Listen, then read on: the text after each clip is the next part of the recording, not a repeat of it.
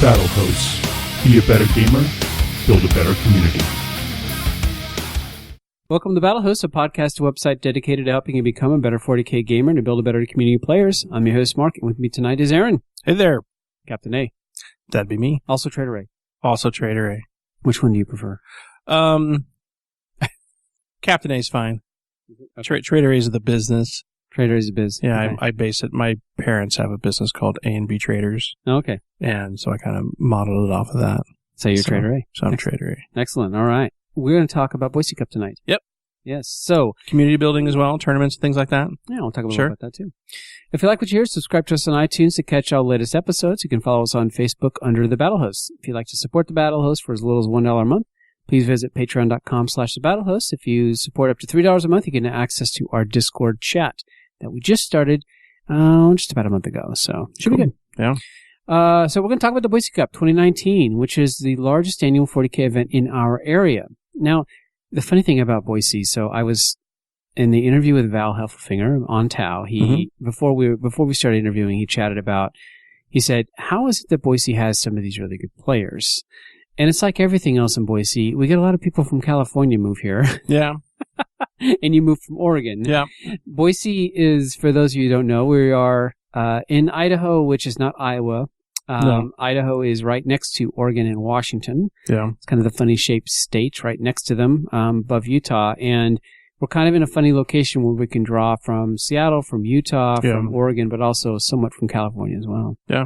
So, Well, like moving here, the housing market is not what it's like in Seattle and Portland and Yeah. California. yeah. And so a lot of those people are trying to find, I mean, that's why Boise is the largest growing region in the United States, as far as I understand, as far as I know.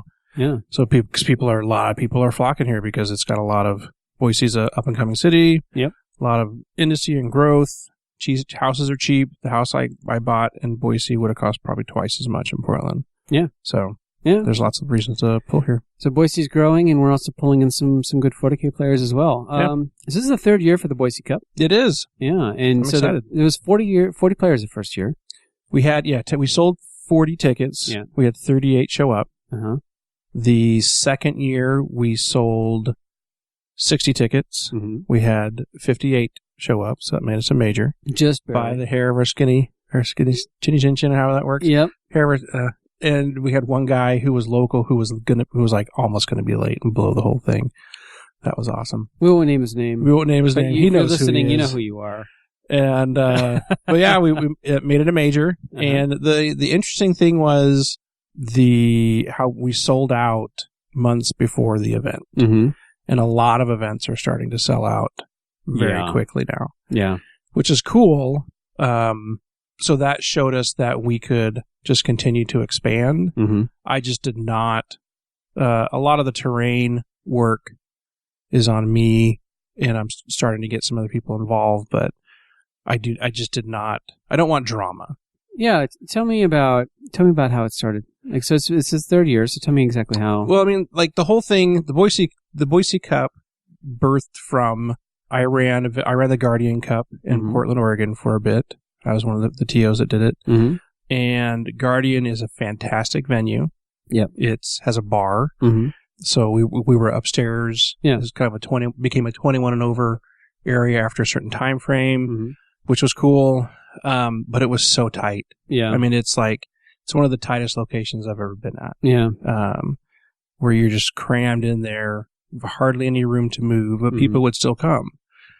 So, and then going to other events, then, BAO, LVO, War Games Con, all these tournaments around the country, and you see rows and rows of tables side by side. Yeah. As little as 2, Yeah. as many as 4 or 5 Yeah. in a row. Yeah. And if you're stuck in those middle tables and you have to get to the other side, Yeah. it's terrible. You got to walk all the way down. Yeah. Even LVO, I think, had the 4. Groups of Yeah. 4, which wasn't bad. It's not terrible. Yeah. But so a lot of my theory of what a great tournament could be Mm-hmm. began to form. Yeah. Where you go to an event and it's the term bowling ball, Yeah. bowling ball city. Yeah. And that is something that's put on the internet. Yeah. Or you go to an event and it's not painted. Yeah. Or it's half there or Mhm. whatever.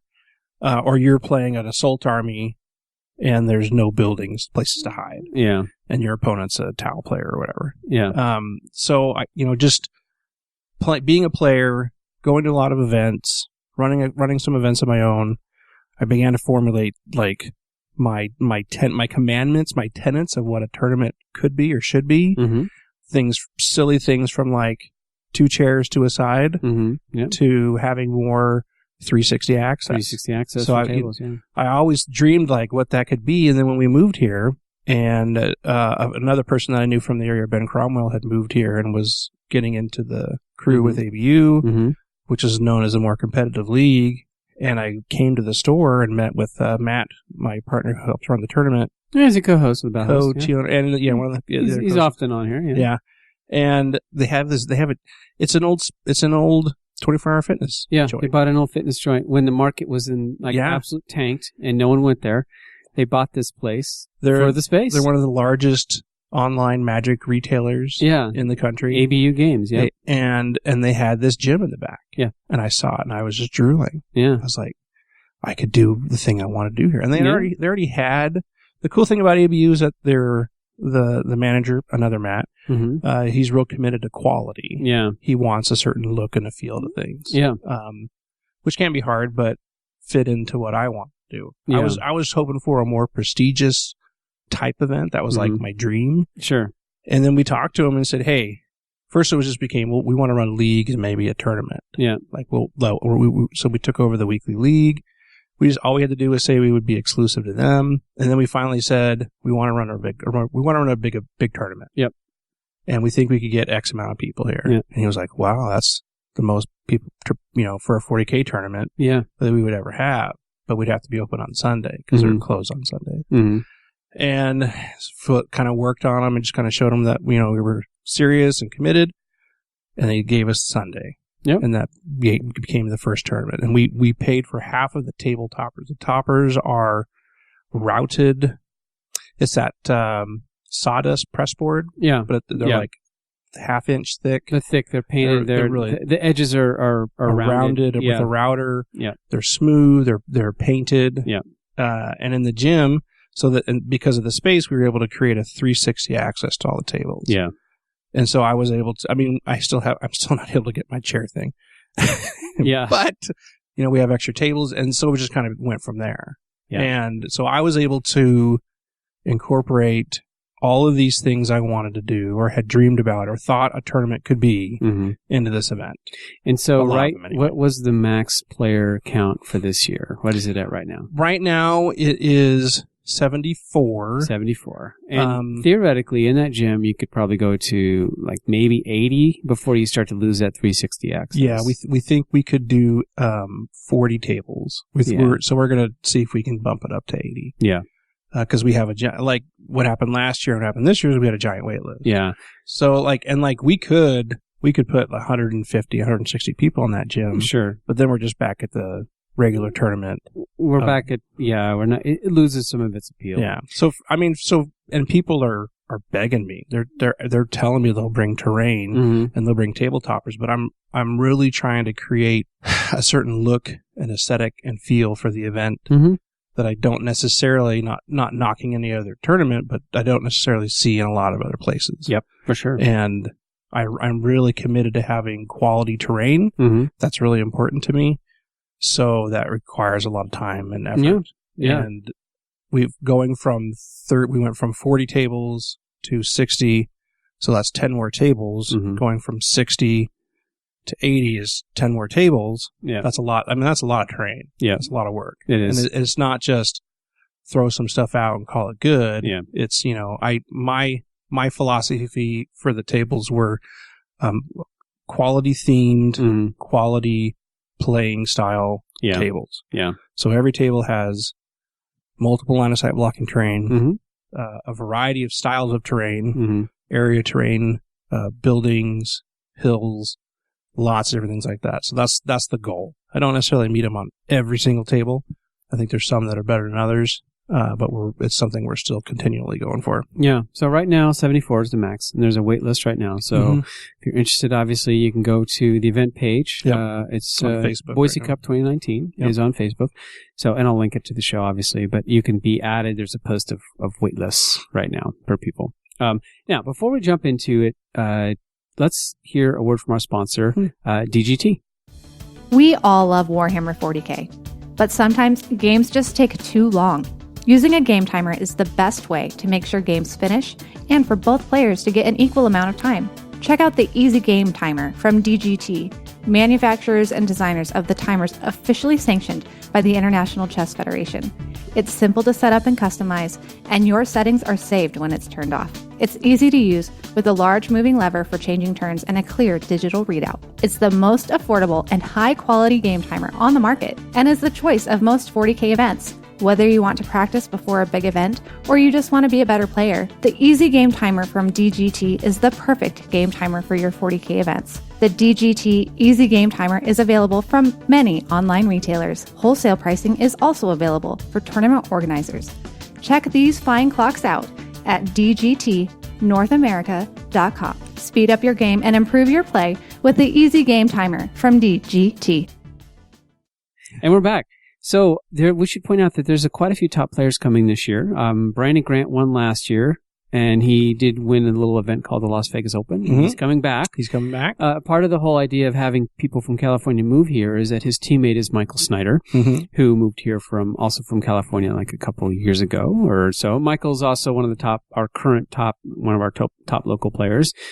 Matt, who we think is also a top player, Matt will always say Michael's better than him. So, and he'll freely admit that. And we'll have Sean Morgan from Chapter Tactics and in the Finest Hour podcast. We're going to have, I think, Colin and Chuck are both coming from Best in Faction and Mugu and the Mugu Legion. Yeah, so Colin and Chuck, I think this is the first time they've come to. This is gonna be cool. See them, yeah. And is Pablo coming? Pablo's coming from Chapter Tactics, and is Adam coming from TFG? Adam Solis has a ticket from TFG. Good gosh. Wow. All right. So, I mean, it's the thing I'm excited about, and I think this is I don't know, whenever we get into it, it's a good time to be running to events. There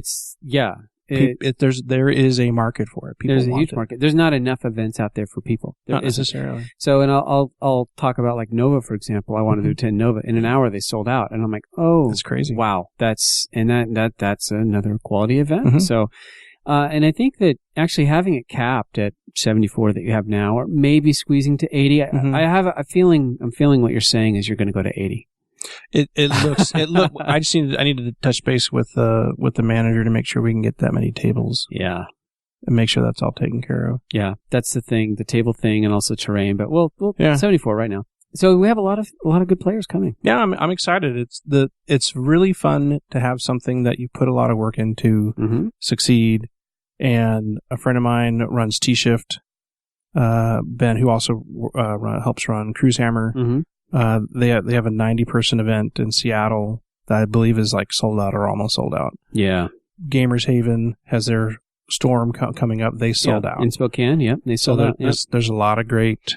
It's pretty cool. Yeah, it's cool being in this area too. Boise sometimes feels in the middle of nowhere, but it's not because it's close to a lot of things. So. Yeah.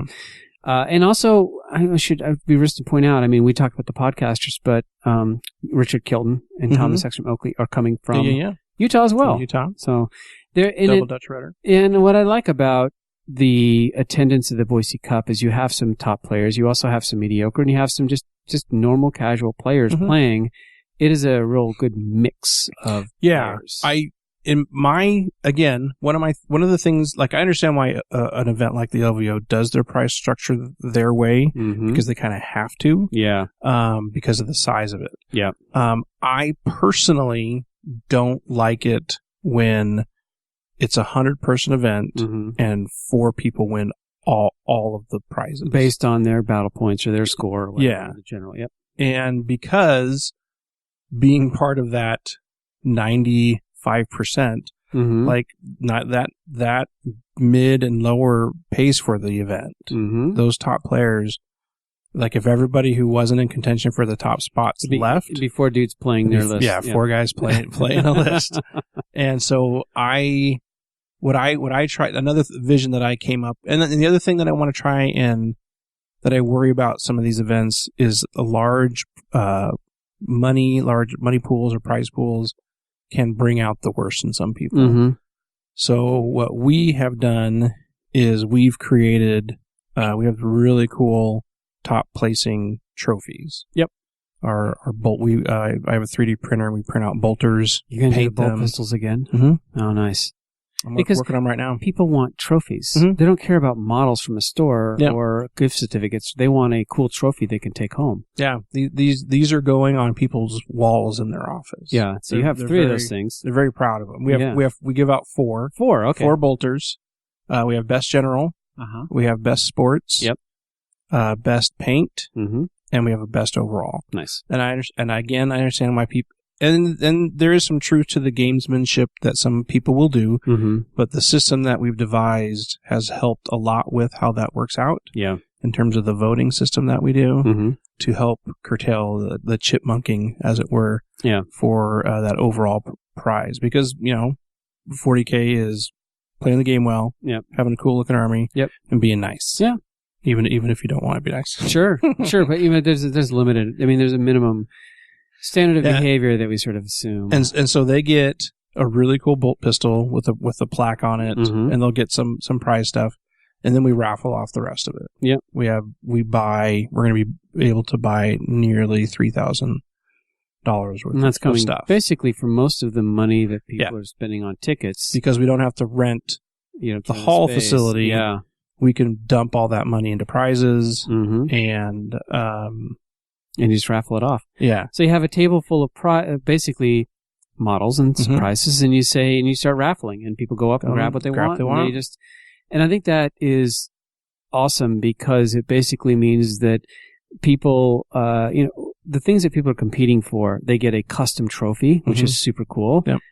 But the stuff that's like, the models that are worth actual monetary value Yeah. is all basically just raffled off. yeah, So you could have a terrible army, go poorly, or not win a game, and still raffle and win something. yeah. Yeah. And then on top of that, what we also do is we have best in faction Mm-hmm. sub trophies, Mm-hmm. little plaques with their icon and a little cool little plaque thing on it. Yeah. And then we also have an achievement list of silly things to do in game, Mm-hmm. and there's whoever gets the most of those gets an additional weird trophy that I create every year. Yeah. Because what I'm trying to do is I'm trying to have a really good event that appeals to many different styles of players Mm-hmm. and gives lots of people their own path to victory, Yeah. like their own goal to shoot for. Yeah. I think that's very important for an event. Yep. Other than just like say I want to go 3-2, Yeah. someone can be like, oh, I want to go Grey Knights, and now Yeah. with the new faction rules, that means something. Yeah, that's interesting that casual players, I don't think casual players, just your average players. I like casually competitive. Casually, yeah, sure. I mean, because it's not like anyone doesn't want to do well. Even somebody who doesn't, but not everybody has time to play the game. Not everyone's keeping up on the latest releases. Yeah. I struggle. Aaron, I think we're pretty similar in a lot of ways. very in much. that we're good-ish players, but we're not. We're getting older. We're getting up in years. Things don't click as well, and I don't have the time necessarily to stick with it. I'm not up on it as much as I'd like to be. The release pace has been really hard Yeah. to keep up with, and I'm finding like that's one of the reasons why I've started a Tau army, is it's one book. Yeah. I was looking at running Death Watch, but it was going to be 4 sources. Yeah. And that's tough. Like, I mean, if you're not like constantly researching and Yep. reading and committing to memory to be quick on your Mhm. decisions, Mm-hmm. you're going to have problems. Well, and the cool thing about this event is that it does appeal to more casual players. Yeah. So we have At the very least, it gives them something to do something. Yeah. besides just try to win. Yeah. Even though with guys like Brandon Grant there, you're probably not going to. Yeah. You have other things that you can do to still have fun. Yep. Play on really cool tables. Yep. Have a really great experience and enjoy some of the cool things that Boise has to offer. Which Mhm. they have some great restaurants, and some Especially, great things down and it's there. such a great time of year too, because it's warm. Mhm. It's not 100-degree hot, but it might. It's hard to say, it's but usually in getting the 80s. warm. Yeah, it's getting warm. It's warmer. It's usually sunny. Yep. And it's worked out well in terms of other tournaments schedules. The big dogs out there, and it kind of ducks a lot of the bigger ones. And it's in the perfect time. And it's since I'm a school teacher, that gives me about a month out of school. To focus on it, get ready for it, and make sure everything's ready. So, talking about casual players, Brian from Splintermind podcast is also coming. So, we have an interview with him. We did an interview with him. He's a friend of Colin Ward, who also moved here from California. Yeah. That's kind of a theme going in Idaho. So anyway, Brian from Splintermind podcast is a very casual player, and he's attending. So we did an interview with him. And so let's listen to our interview with Brian from Splintermind. All right, so this is an interview with Brian from Splintermind and Colin, who is our buddy who's been on the podcast before. How you guys doing? Hey, Mark. Doing it. Yeah, doing it. All right. So, Brian, you're coming to the Boise Cup. I am. Yeah. How you feeling about that? He was strong-armed into the Boise Cup. Yeah. Well, I was strong-armed, but I was also enticed by, that's about a 12-hour drive from where I'm at. Yeah. And I have a 3.5-year-old and a 1-year-old, so I'm like, whoa, 12 hours of silence, and then I get to play 40K at the end of that? I'm in. So most people would want to fly and get there early and leave early, but you're kind of like, I'm just going to stretch this out. Yes. I see. Well, I'm a teacher, so it's my summer break, too. Oh, yeah. That works out good. Yeah. All right. So basically, we're going to chat about basically preparing for the Boise Cup. Yeah. Brian, preparing for the Boise Cup as somebody that doesn't usually play in competitive events. Yeah. So, Brian, when's the last time you played in a competitive event? Competitive event. Yeah. Wow. Well, I mean, are you defining competitive as like not a just little like store 15 player, 20 player Rogue Trader tournament? Or, I mean, because if you're talking GTs, man, I have to go way back. I don't know. I think RTTs I think they can be competitive. What do you guys think? We just had one this last weekend. It was super competitive. Colin and I didn't win a game, so I think we... Yeah. I felt competed against yesterday. Yeah, You're like, man, I have to call it cutthroat competitive, otherwise I lose all my credibility. I got my... There's a bunch of cutthroats, man. Ringers from... we live in an area with some extremely good players. So, like, our little store RTTs have like 4 guys in the top 100 in ITC out of the 7 people playing. Yeah. It is not like, I'm going to go play some games. This is like... So if we're defining that as competitive, I haven't played in a competitive event in a long time, but honestly, I haven't played in a 40K RTT in a long time. And a big part of it is just, for me, since 6th edition with the ally system, which I call basically, finding ways to counter all of your, I'm an old schooler, so I like the old school.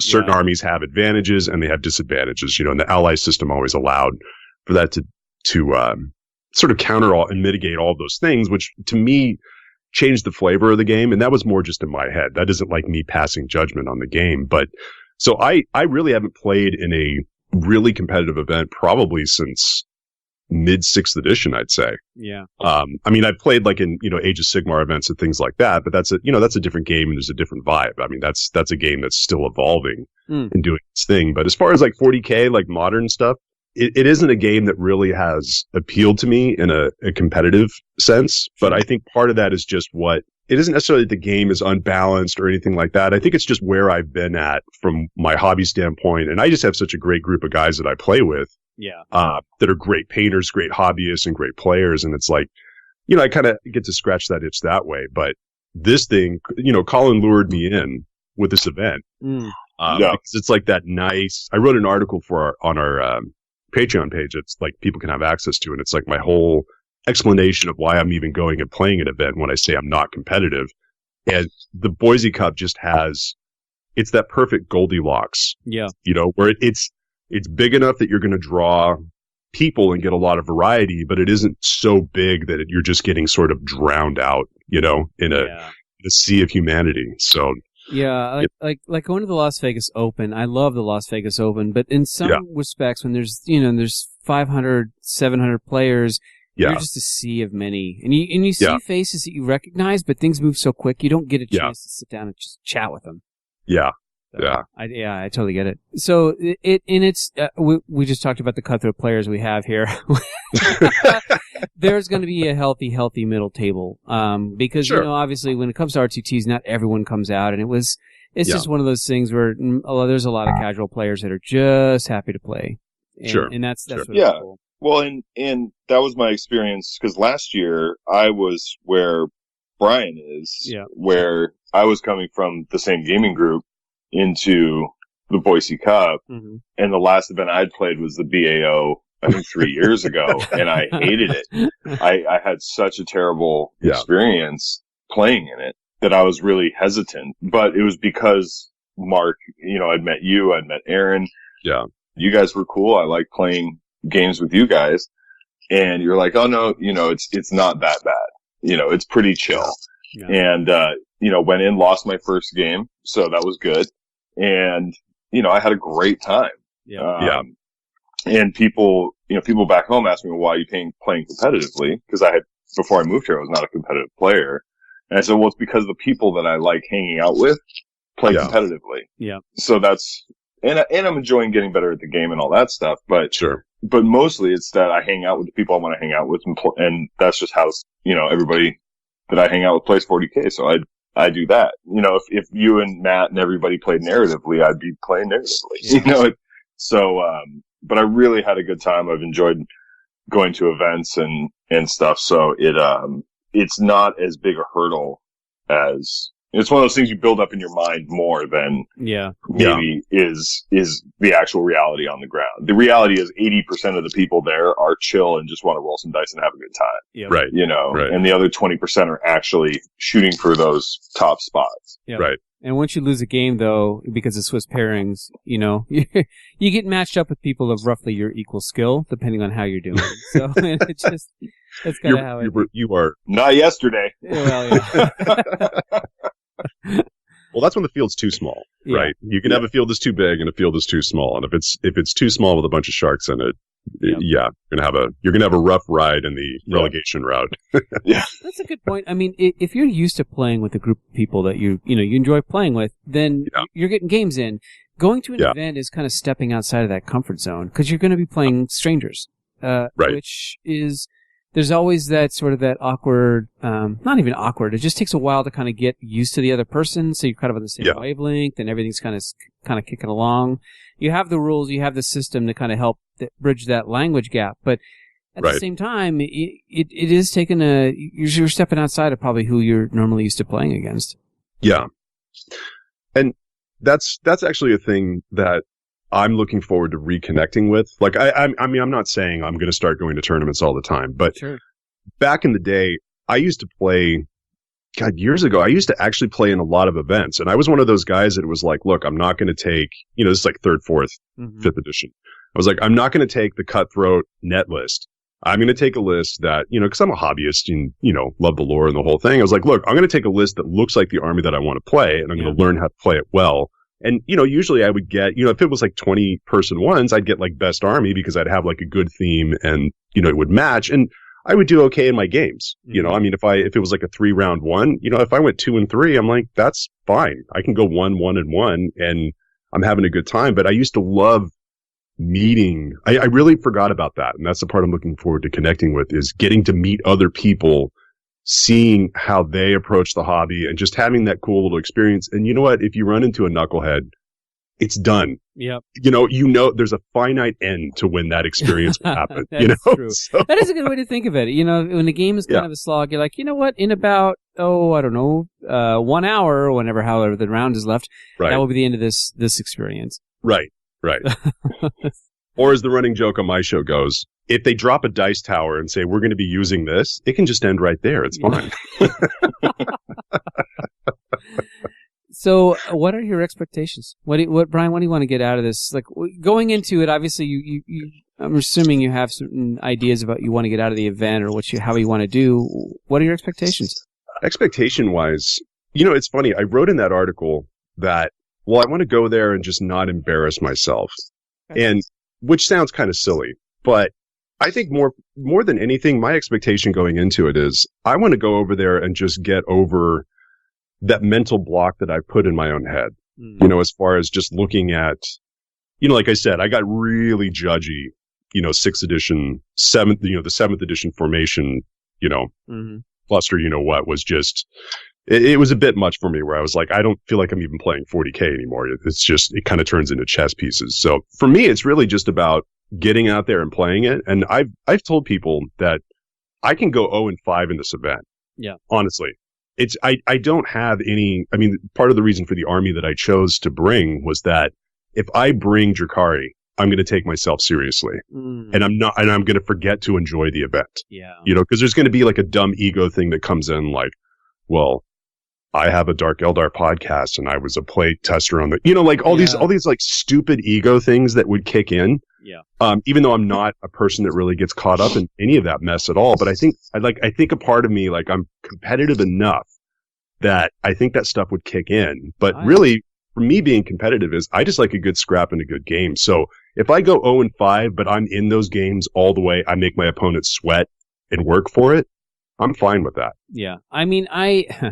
I have traveled all the way to Salt Lake and gone 0-6 at an event before with Harlequins in 7th edition. Yeah. So, and I'm just gonna point this out. It sounds okay to say, you know what, I'm gonna go what I do, but at some point winning a game would be nice. Well, it's true. It's true. So I think 0-5 is probably. I'm guessing you want to win at least a game. Oh, I'd like to win 5 games. Sure. But it's realistically speaking, like, what do you? Well, I'm going in with that. He who expects nothing is never disappointed. That's fair. I really am trying to focus on just the experience of doing it. Yeah. So it's also for me, I'm going to get more out of the prep leading up to it than I am that, because I've spent this opportunity trying to go back, and I'm not a craft. I have a giant Craft World Eldar army, but I'm not a Craft World player. I just don't see the game through that lens. I see it through like the Dark Eldar one. And so going through the process of like really deconstructing the units and just taking a list and tweaking it for a couple of months and only playing that. That's, to me, that's the big experience. Well, in playing 5 games in a row, by the time you get around to the later games, you're going to be really dialed in on the list, because you're going to learn every game. Sometimes I wish I could take the first game and just make it a mulligan, because my first game at an end area event is just like, ugh. Because I've forgotten things or I haven't been prepared or whatever, but as the game moves, the event goes on, I get better at it. So, worst case scenario, you're going to get 5 games against 5 different people that you never would have played locally with your army. Exactly. Yeah. And that's a... Now I read that article, and you talked about having kind of an ego about your ego getting in the way. You want to bring a nicely painted army. And part of it's like, I think an expectation is people can say, wow, that's a good looking army. Like, getting compliments on your army, to me, like when somebody compliments my army, I'm like, wow, that's almost worth a win. That is really, really awesome when people say that kind of thing. Well, and it's just, and that's part of the thing with the whole social aspect that I'm looking forward to, is that if you have an army that looks good, or the other person does, it's a good conversation starter. Yeah. And it's a way to just sort of expand your hobby awareness bubble, so it'll be fun. Yeah. All right. Are you going to talk about what you're going to bring? I can, man. Yeah. Do you have a list yet? Yeah. The last time I talked to you, you did not have a list. So here's the thing. Well, no. It's not. This isn't like I'm trying to keep some, top secret thing. Because I don't think anybody's tailoring their list. I don't think anybody's worried. Like, I hear that Brian's coming. Oh man, he's got some secret list tech that's gonna. Yeah. They clone Muhammad Ali and they're bringing him back. No, nobody's worried about that. So the reason why I've been cagey about the list thing is that, well, let me just type. So I'm bringing an Craft World list, and I'm only taking things with the Spirit Host keyword in it. Oh, so I am really narrowing my scope. So it's like Spirit Seers, Wraith Guard, Wraith Blades, a Bone Singer. If that's legal to take, there's a weird situation where that unit all of a sudden makes sense. Wraith Knights, Wraith Lords, and Hemlocks. That's it. Yeah. Wave Serpent? I didn't hear Wave Serpent. You did not hear Wave Serpent, and that's kind of the problem. So with this list, my co-host Alex convinced me. Because I was like, you know what, I'm just going to take Imperial Knights, because it's 4 models, it's a low model count, which is a thing I'm trying to go for, because it's just, I don't want to have to move as many things, and I want like as few moving parts as I can. I don't want to stack different Craft World traits. Like I want to narrow my command point pool, so it's just, I get to just focus on the game and the mission and the experience of it. Yeah. Well, So that's why I'm saying, like, I can go 0-5 and I'm like, oh no, I'll understand because I know what a balanced list looks like, and this sure as hell isn't it. But so the problem with this list, though, and this is where I've been really cagey with it, is that this is like playing Tetris with 5 pieces that are each 22% of the screen. Yeah. And they're shaped wrong. Yeah. And so if you start out your list saying, I'm going to take 3 Wraith Knights, all of a sudden to fit that in, you're like, okay, well, I have 3 detachments maximum. If I take a super heavy detachment one, now I have to take, with the other units I've limited myself to, I can take an Onslaught or a Vanguard. Yeah. And when you start doing that, you run out of room really quickly. So you run into weird situations where if I go with the Vanguard and take a couple of decent sized Wraithguard units, or Wraith Blade units, all of a sudden a Bone Singer makes sense only because it's a 70-point way to fill one of those 3 elite slots, to make the list actually work. So my caginess has been more from, I gotta be honest, like I throw these lists together and I'm like, I can really see situations where this thing would struggle or would do okay or do decently, but I just have to get the reps in with it. So my first game will be on Saturday, so that's when I'll have like a first list to kind of present, like, I tried this. Yeah, I guess the problem with... Now, first of all, Eldar Wraith units are what I started the game... Like, that was my first love. I love Eldar Wraith units. I mean, there's just no other unit to me that is quite as cool. So I totally...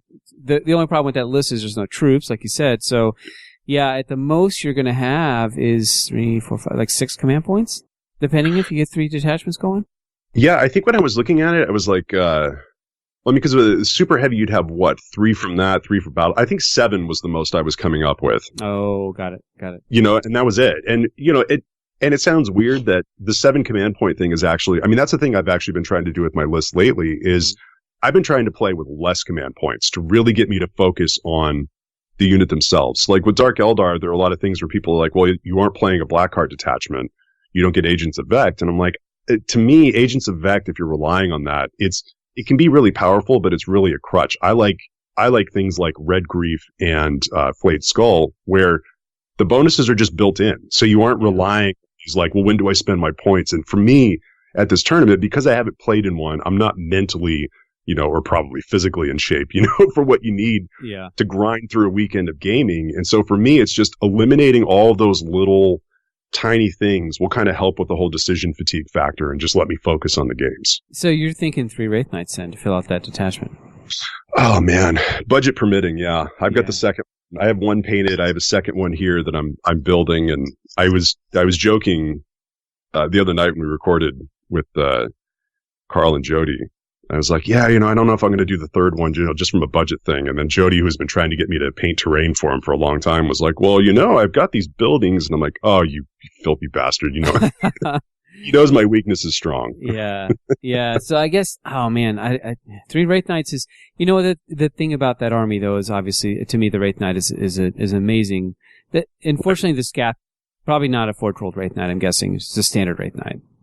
Yeah, I think I would go with the regular ones because to me, the Scathach is like, that's a great complementary piece to a regular Craft World army. Yeah. But in an army, you can't have this big giant thing jumping off of the board where you're like, okay, 20% of my army just left the table. Yeah. Then it allows you, because armies are built today to take a good tournament list has an answer to Imperial Knights, and anything that's good for taking out Imperial Knights is good at taking out a Wraith Knight. So there is that big uphill challenge, but there's also kind of the contrarian part of me that's like, well, I'm going to make that work. So not even 1 Farseer? We can't talk into at least a Farseer to be guiding them? Because I know, are great. I know. But, the runes... So it's just the best HQ in the game. I know. It's no big deal. You can slap him on a jet bike, he'll keep up with everything. I know. I have one. I can... Oh, I have 6 painted Farseers. Yeah. Here's the thing. With the list, you want to be comfortable. You want to enjoy it. You want to have it painted to a way that you're comfortable and you're happy. When you walk around, people want to go, wow, that's a really cool list, or hey, that's really interesting. And whether you win a game or not is immaterial. So to back it up, so yesterday at the RTT, Colin and I both lost both of our games that we played. I played an all-night army because I'm like, I'm just going to try the all-night thing because exactly what you're talking about, Brian. It doesn't work. And the reason it didn't work is because there are, enclosed ruins and buildings that the knights just don't get into. They're kind of clumsy. Knights can be kind of like tripped up really easily. And I just thought, you know what? I thought it was going to be cool. It's not cool.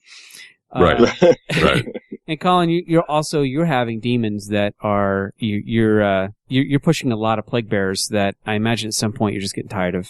Yeah, so my issue has been the opposite of, I think, Mark's. I mean, I've been trying to get more competitive with my lists to the point where I found a list that did really well at LVO and was winning RTTs and stuff, and decided just to play that list.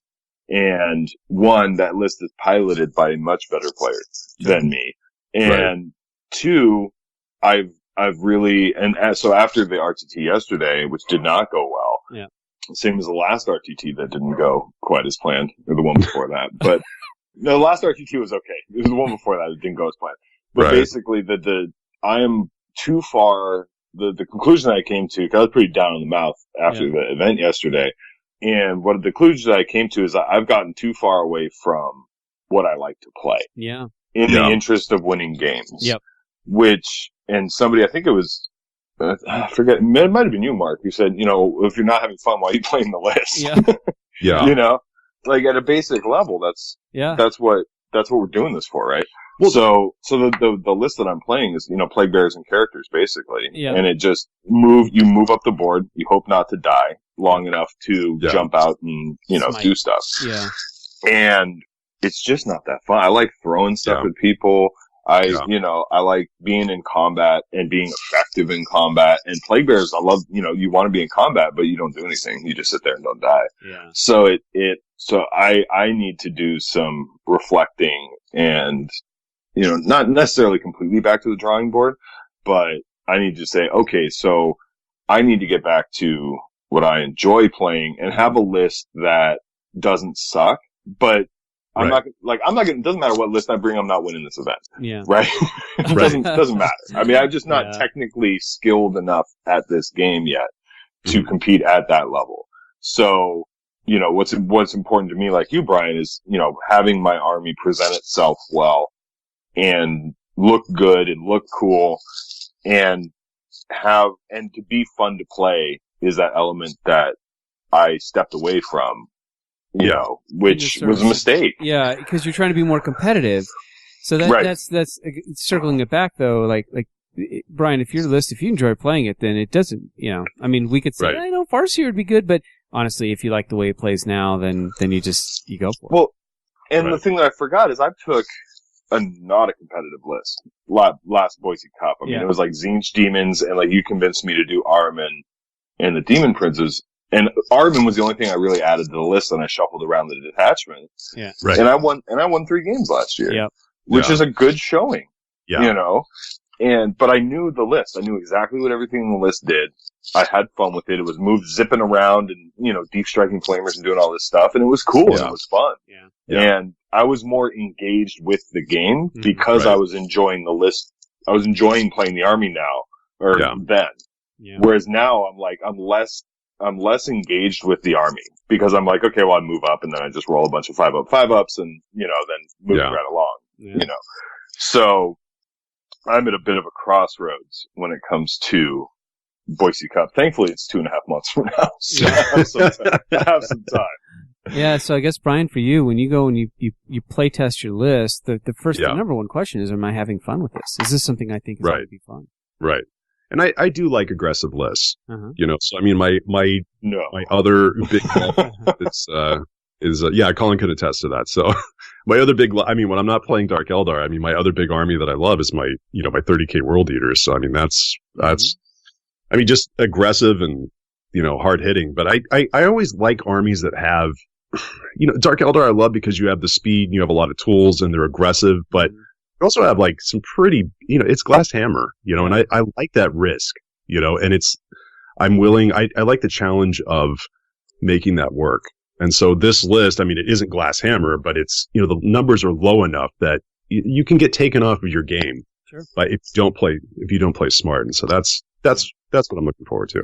Yeah, and I think the only reason the psychic support's going to be really important in your list. And if you find that the Runes of Battle Discipline, if you're only casting a power or two, and you're like, I kind of want to expand this a little bit, that's when you start to look toward other psychers, basically, because you're taking like 2 Spirit Seers, or basically.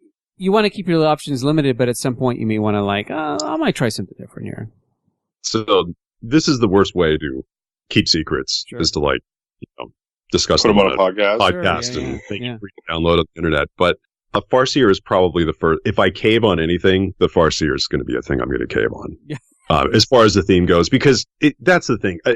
I don't feel that. So as a player, regardless of what army I'm playing, I don't feel like I play the psychic phase well. It's never been a strength, and for the Craft World Eldar stuff, it's such an integral part of their army. And I know once I start playing it, there's just the bread and butter of Doom and Guide and things like that. It's so huge that I'm trying to say I'm going to hold true and not cave, but don't be surprised to see a Farseer, because it's painted already, it's good to go, and it's damn good in the game. There is, the caveat to that Harlequin story is I was going to go pure Harlequins and try to be just to stand my ground. And Matt convinced me to take a Corpse Thief Claw formation. This was from last edition, and that was the only thing that kept the game. That's the only thing. I mean, I didn't win a game, but that was the only thing that kept the game somewhat competitive. So it's okay to do a little bit of an adjustment, just to see and also, if you have 2 Spirit Seers, that's 2 psychic powers. You're going to go, well, I want to cast more of these things. Like there's more options there when you have a Farseer. Yeah. It's literally the best HQ in the game. And Doom and Jinx are the best powers in the game. That is true. So I feel like there's definitely a point to staying on theme. Yeah. And then there's a point to you're staying on theme so hard that you're leaving out. You're writing that. It's too good of a tool. Yeah. It is just too good of a tool to leave out. You were riding that theme straight into the side of the mountain, screaming, "I'm so pretty and pure" on the way. Right. It's true. Right. Well, I was, so we were discussing the idea of when you have your army and you have your list, and so the first thing is you put all the units together that you think that will fulfill different roles and missions. And by the way, Wraithblades are just good. They're just really good. They're slow, but you can deep strike them. You can buff them up with things. The Wraithblades are really good. Just sit in the middle of the board, and people have to come to you. So they're awesome. But you have basically the football analogy is you have gameplays, or you have plays that you can run, or combinations you can do, and the more that you have, the game tends to be a little bit easier. Now you can have maybe 3 plays you can run, or 3 combinations, and that's it. Right. And if those don't work, then you're fine. But having more psychic powers or having access to more CP just gives you more options, which can be very daunting if you've got so many that you forget them. Because at that point, you might as well just not even have those things available to you.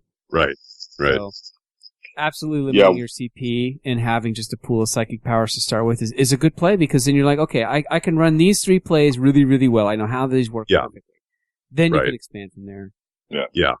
One of the things that I'm looking at, for my list is I really would like to get away from 13 psychic powers in my list. I'm just, it's a little much, and I've been doing it for a long time. There's a whole lot of no in there for me. Yeah. No, it's just a lot, dude. And I don't, and when I was playing my Magnus and Morty list, I knew there was a definite list of things. There was a definite order of operations for those powers, and I got that down, and that was fine, and I got, efficient at it. Yeah. But now there are all these moving pieces, and I'm doing this all over, and it's just I am not a good enough player to play this list. I need to move on. So there's point of diminishing returns was my point, where you can really mess yourself up trying to get too cute. Yeah, you're trying to be too cute. You're like, oh, I know I have a stratagem somewhere for this one weird specific thing that just happened, and let me flip to the book here for 10 minutes. So, Brian, how are you going to play test this? What's your kind of your plan moving to, to kind of just piece these models together and to sort of play around with it? Well, my thing is, there won't be a lot that I have to add, because most of these things I already own. That's good. And have painted. So, but that's also part of the nice challenge, is that the things that I want to add are things that I want to paint anyways, so that's part of the added, just whole bonus to the whole experience. But, you know, what I'm going to start doing is actually just playing against my regular opponents. Mm-hmm. And, you know, rather than just going, okay, I'm going to take this list and try it against a competitive player, I'm not used to, you know, I'm going to try to just get used to playing the missions in general against the people, you know, that I normally play against, and just ease my way in. And what I'm going to really try to focus on is, because I don't have a lot of playing time, the people that I play against need to be people that I respect the opinion of. Well, that I have access to. Well, yeah, that's, that's good, man. Yeah, you can go full stop if you don't have that. But the people that I want to play against are people that I know, that I respect the opinion of, and I know are going to give me honest and blunt feedback on what works, doesn't work. Because if anybody's just going to play against it and say, yeah, you know, I don't know, it seems fine. You know, it's like, no. Like, if there's a pile of excrement, let me know it's a pile of excrement, and I'm going to deal with it. You know, so. Yeah. Like, hey, this list could really use a farseer. Yeah. that only because Doom Guide for whatever. I know. Anyways, it doesn't matter. You know what? These are things that you will probably discover in your playtesting. You'll realize that not so much that you need the farseer, but that there's options, and sometimes having options is good. Yes. So I guess when it comes to playtesting, though, it's weird. Playing out a game to its end, I mean, do people that you'd be playtesting with, are they playing ITC missions? Or are you just trying to just play basic stuff? Yeah, so that's the thing, is that they don't play ITC missions, but the people that I have in mind to do it with are people that are more than willing to do it. Cool. You know what I'm saying? Like, the people that I play with are people that like playing. I mean, that's the one thing with this edition, that you are not spoiled. You know, I mean, if you want a choice and a way to play the game differently and a mission that is drawn up, you don't, I mean, in the past you'd have to go, you know, third party outside stuff. There are so many, the people that I want to play are people that love playing the game in new ways all the time. And so you can look at the ITC thing and say, hey, you know what, we're going to do this, but to ease our way in, we're going to pick 2 secondaries or 1 secondary. You know, it's just sort of modify that just to ease into it, because, I'm going to try to play ITC stuff when I'm playing this list all the way up until then, because it's just, you know, it's that whole just mental muscle memory thing that's really just going to help, so that the day of you aren't trying to remember all these things at the same time too. Yeah. And I think what I have found is that, and this is just me and this is just my tendencies, but I like to have everything organized. I do not like to fiddle with things. I don't like having stuff scattered across the table. I want to focus on the game and not focus on, like, well, where's my dice and my ruler and writing things down. So I have a folder of, like, a cheat sheet. You know, I have copies of my list that I give to my opponents. I have a cheat sheet where I'll write in my powers or my relics, and I know exactly what I'm going to pick. Most of the time I have ones I always pick, but there might be some options. But thinking about it ahead of time and having a cheat sheet, and also having the score sheets for yourself every game, you know, having access to a pen, all those little things. It's funny because you're really trying to become like a system in place. And so, like, Colin, you have to have counters for your psychic powers, otherwise there's just no way. There's no way you're going to keep any of that stuff tracked. Right. No, and now I spend all this time fiddling around with my tokens. Well, you get used to them eventually. Trying to get them organized. But I mean, it's not that bad. But no, being organized is so important, because, you know, the reality is these are timed rounds, right? Yeah. And you want to complete as much of the game as possible, which is, like, Brian, when you're talking about having a low model count army, that certainly goes a long way to doing that. Another issue with my list that I was playing was it just took too long for me to play. Yeah. You know, I mean, Mark and I had a nightmare game where my second turn movement phase took like 45 minutes because I was deep striking all this stuff, and he's just sitting there, and I was like, God, that felt like it took a long time. And he was like, it was about an hour. You know? Which I may have said you are killing me, Colin, right now. Right. You're like, am I that guy? Yeah, you're that guy. No, you're definitely in that guy. But in a tournament, that would eat the majority of my time in that round, and I'd be done. So it's being organized and knowing what your list does goes way further than having 7 different cute combos that you can pull off. Yeah.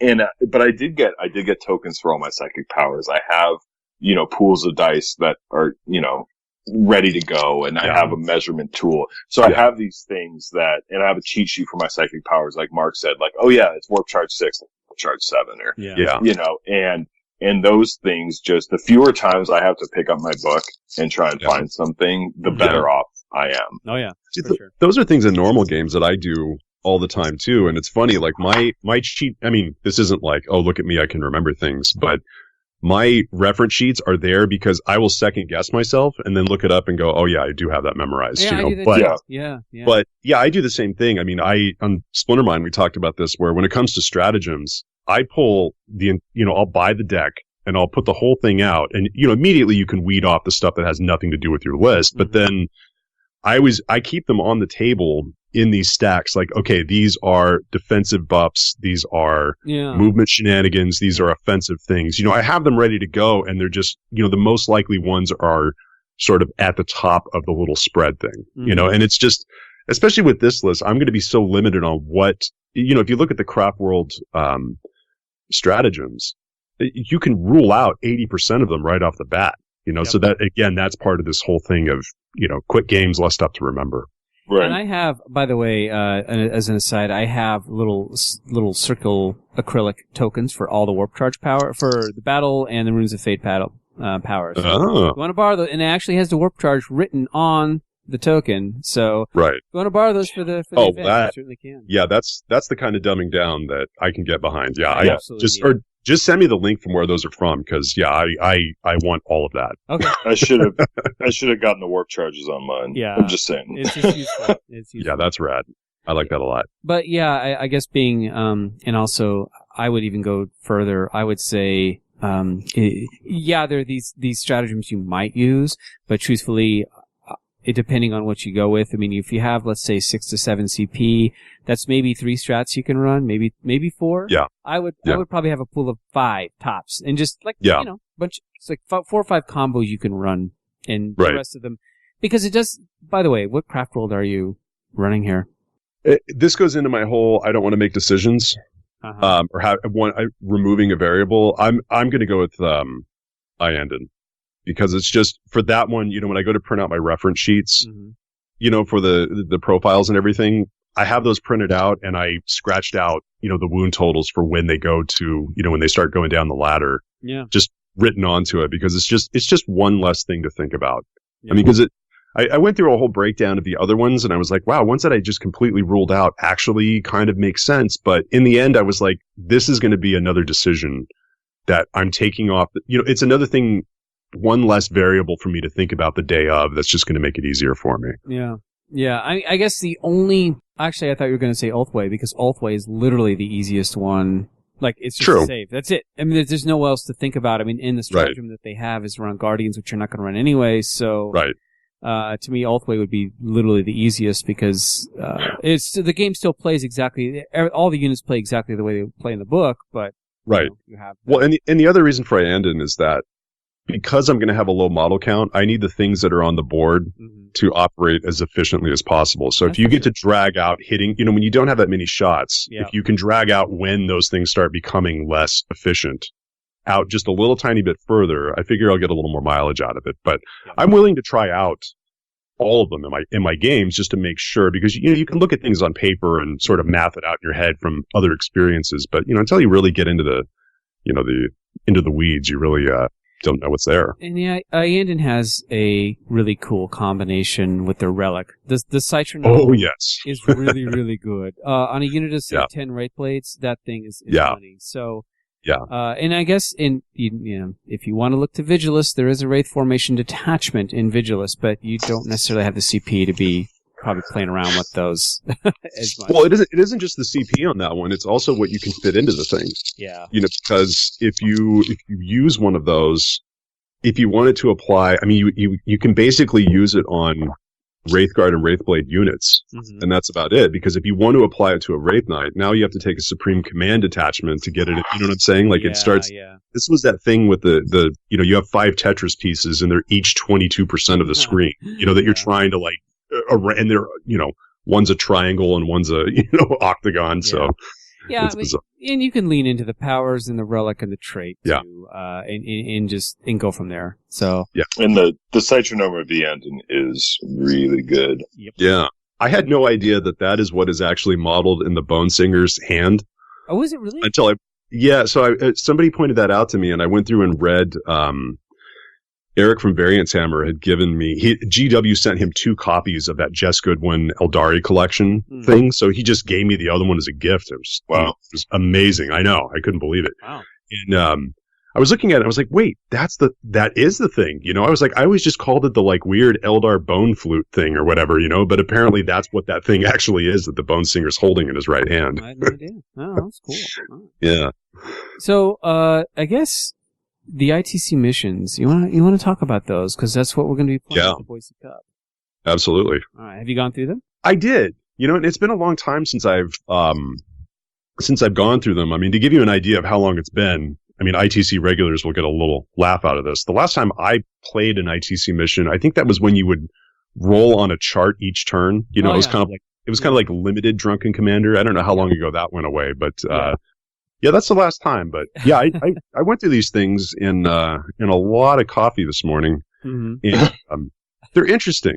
Yeah. So in general, and this is the philosophy of really 40K.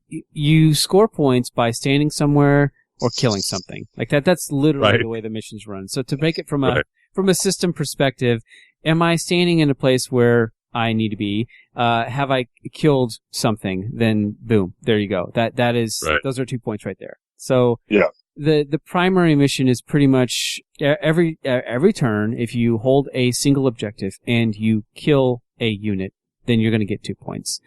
Right. And it seems easy, but in the very first, there are turns where if you don't kill a unit, it actually is pretty swingy against your opponent. Right. So, and actually, if you think about like your list, if you're cagey enough with it, it puts a lot of pressure on opponents to kill a unit because your stuff isn't easy to kill.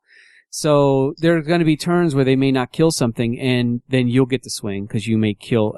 All you have to do is kill one unit more than they do, and then you'll get the extra. I killed more. Right. So if they don't kill anything, if you kill one unit, that's a 2-point swing in your favor. Yeah. And you get the 1 for holding, so now you're scoring 3 points, and it does have a cumulative. That's something about my list. Usually, people aren't removing 30 plague bearers in a turn, and that's the only thing to shoot at for a couple turns. So it's like they don't get a kill. The downside of my list is I'm not getting a kill either because my list doesn't have any shooting in it. So it's a classic Nurgle thing, right? You're like, what's your strategy? What was your big achievement this turn? Well, I didn't die. Did you kill anything? No, I'm just there. Spreading the love. You're like, that's fun to play. So that's a flaw.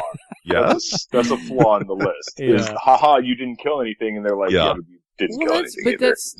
That's how your list is built, though, Colin. Your list is meant you're winning in the objective game, so your list is meant to hold more objectives than your opponent, versus kill more. And I guess that's the question to you, Brian, is you got to consider is like, what is my list going to do? Is it going to hold more objectives, or is it going to kill more than my opponent? And that may may change depending on the list you're playing against, but in general, that's what you want to consider. Or you're just going to keep pace. Sometimes you just keep pace and no one gets the kill more or hold more. Yeah. But I'm guessing with the low model count army, you're going to want to kill more each turn. Well, I think you always want to kill more. Am I wrong? In general, yes.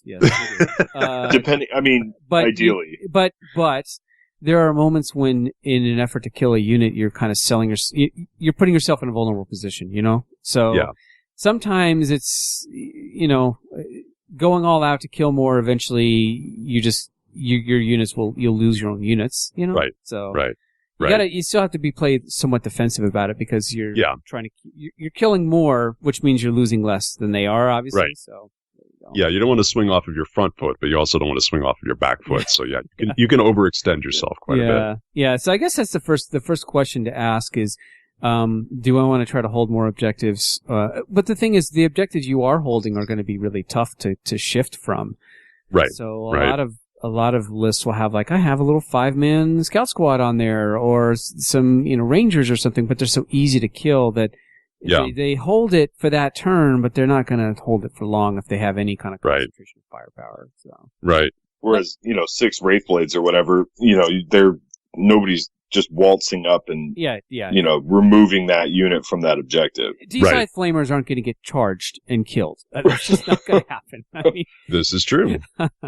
So I guess the first thing about ITC is that, so in general, every turn at the end of your player turn, did I kill something? Yes, I get a point. Did I hold an objective? Yes, I get a point.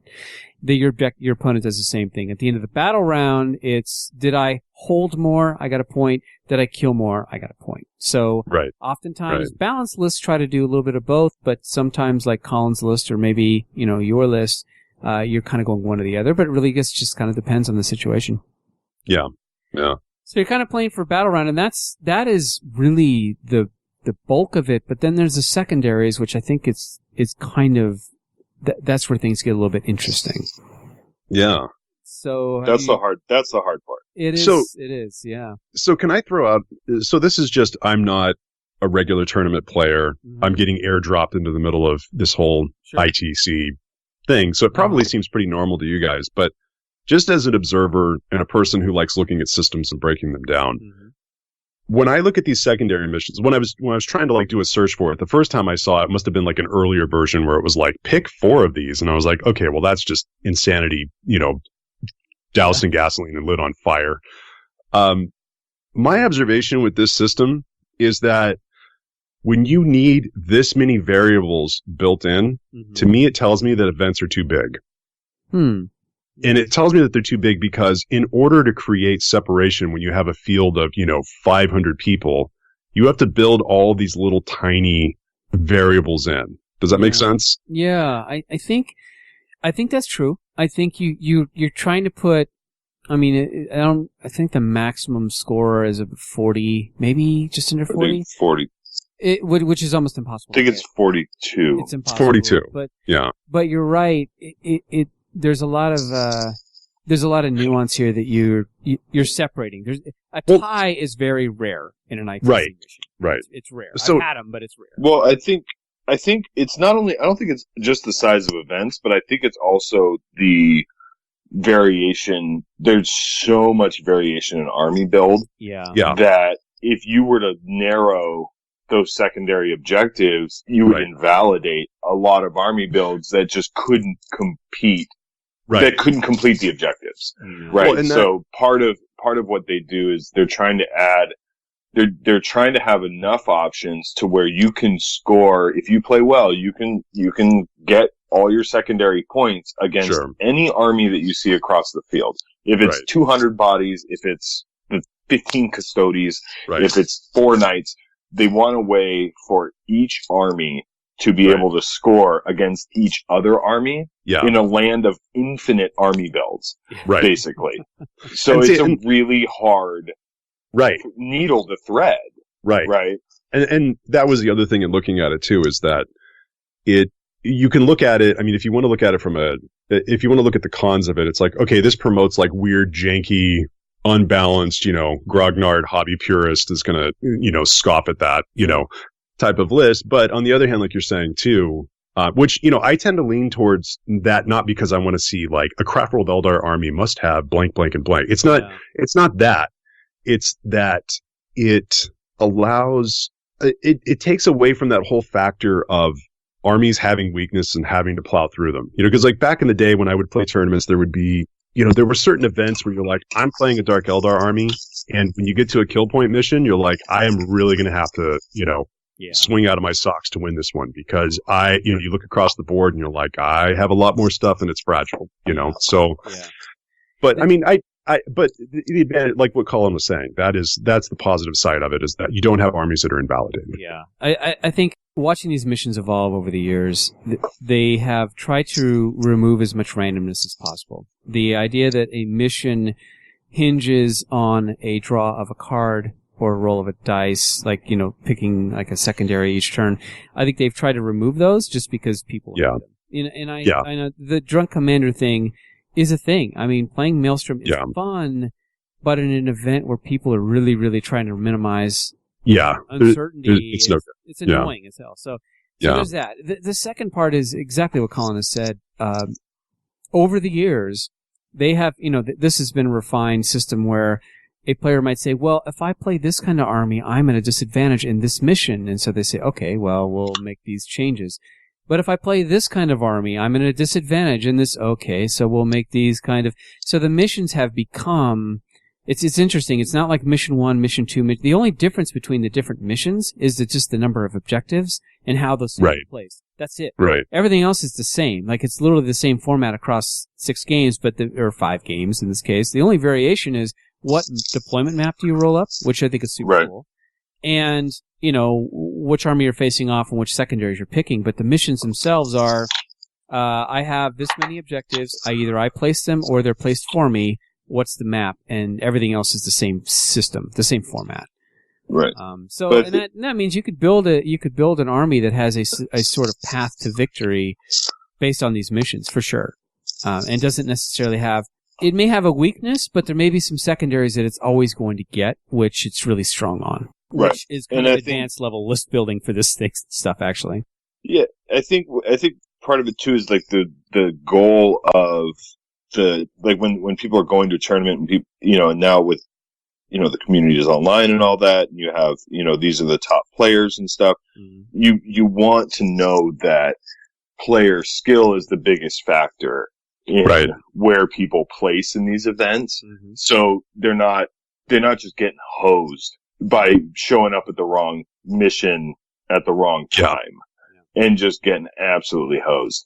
But it does lead to where you have this really vanilla primary mission and then this really convoluted secondary mission. Right. That's fair. That is absolutely fair. Yeah. You're like, oh yeah, this is really straightforward. And then you get to the secondaries and you're like, good God. Yeah. Yeah. And every game I sit there and I go, fuck, what secondaries am I picking? Like, what am I doing with my life? These are decisions I'm making, As a person stepping into these, let me ask you guys as experienced players. Now I'm playing a really real specific list. Mm-hmm. So the first thing that I'm doing before I even try to pick these out, and this is just so that I have a better understanding of them, is I went through the list and I was looking at the things, okay, what are the things that are really going to hurt me because they're easy to do and they are what the player, they're focusing on targets that the player wants to take out anyways. Mm-hmm. Yep. Right. So you guys start from the ones that are likely to get picked against you and then go for your own ones, because I mean with mine there's with my list there's the whole thing of, do I want them to react to me or do I want to react to them? And it's such a low model count army with big powerful things that I don't know. That's going to be a tricky thing to figure out when you want to do it, because I tend to not like to react to other armies as much, but there are ones that I will have to do that with. That's a good point. I think that so let's say you take a unit of several units of Wraith Blades, and you take 2 Wraith Knights, maybe 3. Right off the bat, I can say, okay, Titan Slayer is one that someone's going to take against you because you're going to have to kill those knights, and big game or Gangbusters. So there's 2 there that are really easy to pick against you. Now you could tweak your army list around that, or I think in Reese from Frontline would probably he advocates this too. Don't worry about what your opponent can pick against you. Right. Although I do. Worry about. I mean, I do. I try to limit it because my first impulse is like, well, man, I don't want to make it that easy on them. But really, it's more like I'm starting to think that it's much better to say which of the secondaries that, regardless of who I'm playing against, what map or mission, can I reliably get every single time, and go towards that. And if you could pick at least 2 every game that you're confident that you can get and you're comfortable with, then the third is like, it's gravy. I mean, it's just, okay, I'll just take this depending on what my opponent has. So I actually think that's a better way to do it, and I'm gearing more towards that myself. Yeah. So of these missions, which ones do you think would be like easy or ones that your army is going to want to be scoring anyways? And you want to, in general, you want to pick things that you can control if you can. Like, you can control movement. Yep. Movement is 100% under your control. There's no dice. Except advancing and stuff. But in general, it's 100% in your control. Or getting screened out. Well, yeah, that too. Right. But, you kind of need to be able to go there. Yeah.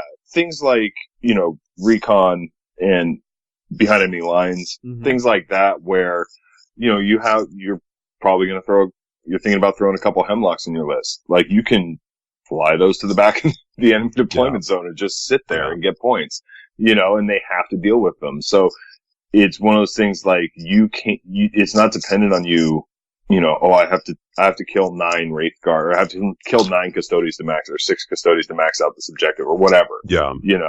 If that doesn't happen, you're like, I just have to sit here and here. Yeah. And so, like, especially like in a low model count army, you're going to get diminishing returns on, the less expansive you want to get with your secondaries. Yeah. You really want to be able to control, because movement is going to be, for the Wraith Knights and the planes anyway, is going to be a real asset to you. Yeah. And you're like, okay, well, my Wraith Blades are in these 2 table quarters and they're not going anywhere. And then I'm pushing my Wraith Knights at them. Right. So now those are in these table quarters with the flyers and all this stuff. And so you can start to manage that versus, I'm going to take a bunch of secondaries that have to do with killing stuff. So it's asking yourself what your army is good at. What's realistic to. Yeah. Well, people are always going to get their secondaries. Yeah, and there's a game there. If they pick well. There's a game there also to look at, well, what things is my opponent not going to want to deal with? I'm phrasing this really badly. What you can look at secondaries also. As I'm looking at these, I'm like, well, what are ones that my opponent is not going to want to have to take away from what they're already doing to prevent me from scoring as well. Right. So there's that game within it too. It's not just, well, what can I achieve, but it's also what is going to create more pressure on my opponent. Yeah. Right. Versus to do. What can I achieve? And so, like, recon for me, I hate it. I just do. Yeah. I should be able to pick it up because I'm running knights or whatever, but I hate having my movement dictated to me sometimes. Like, I have to have something in each table quarter, and I'm just really forget about it constantly. So that's, to me as a player, I need to get better at that because recon is great, but you don't want to have to, you want something that you can do that you're not giving up anything to pick. Like, it's something you would do in the natural course of the game. Right. Versus something good point. that, you have to give up to do it. So, but the interesting thing too, I mean, if you look at the missions, each one has a bonus objective, which you probably want to kind of pay attention to a little bit too. Usually the bonus is really hard to get, but the other thing is that what they have done is they have used the chapter-approved deployment. So half these missions, you do the old school deployment where your opponent sets up their army, and then you set your army up. And then whoever sets up first goes first. So if that's not something you're used to doing, it's actually kind of an interesting twist because, and I kind of like it. I guess it's a throwback, but I like it because it's interesting. It's different. Yeah. And also, and it really, go. Oh, sorry. And it really doesn't, people were worried about, going back to the I deploy, you deploy is really going to, change a game from the alternate, and it doesn't. Yeah. It really doesn't. I mean, if you're, most armies set up where they're going to set up to do what they're going to do. Yeah. It doesn't, there's less, I think people were giving themselves too much credit for being cagey in the deployment phase. Yeah. Where you're like, oh, there's a giant building here. I'm hiding my army behind it because I'm not running a shooting army. Yeah. So I'm going to hide behind the building in my deployment zone and then go from there. It just, and it speeds up deployment. And I like that there's a mix now. Yeah. But that can also, depending on the mission, that can also help determine, and that goes again back to what you can control.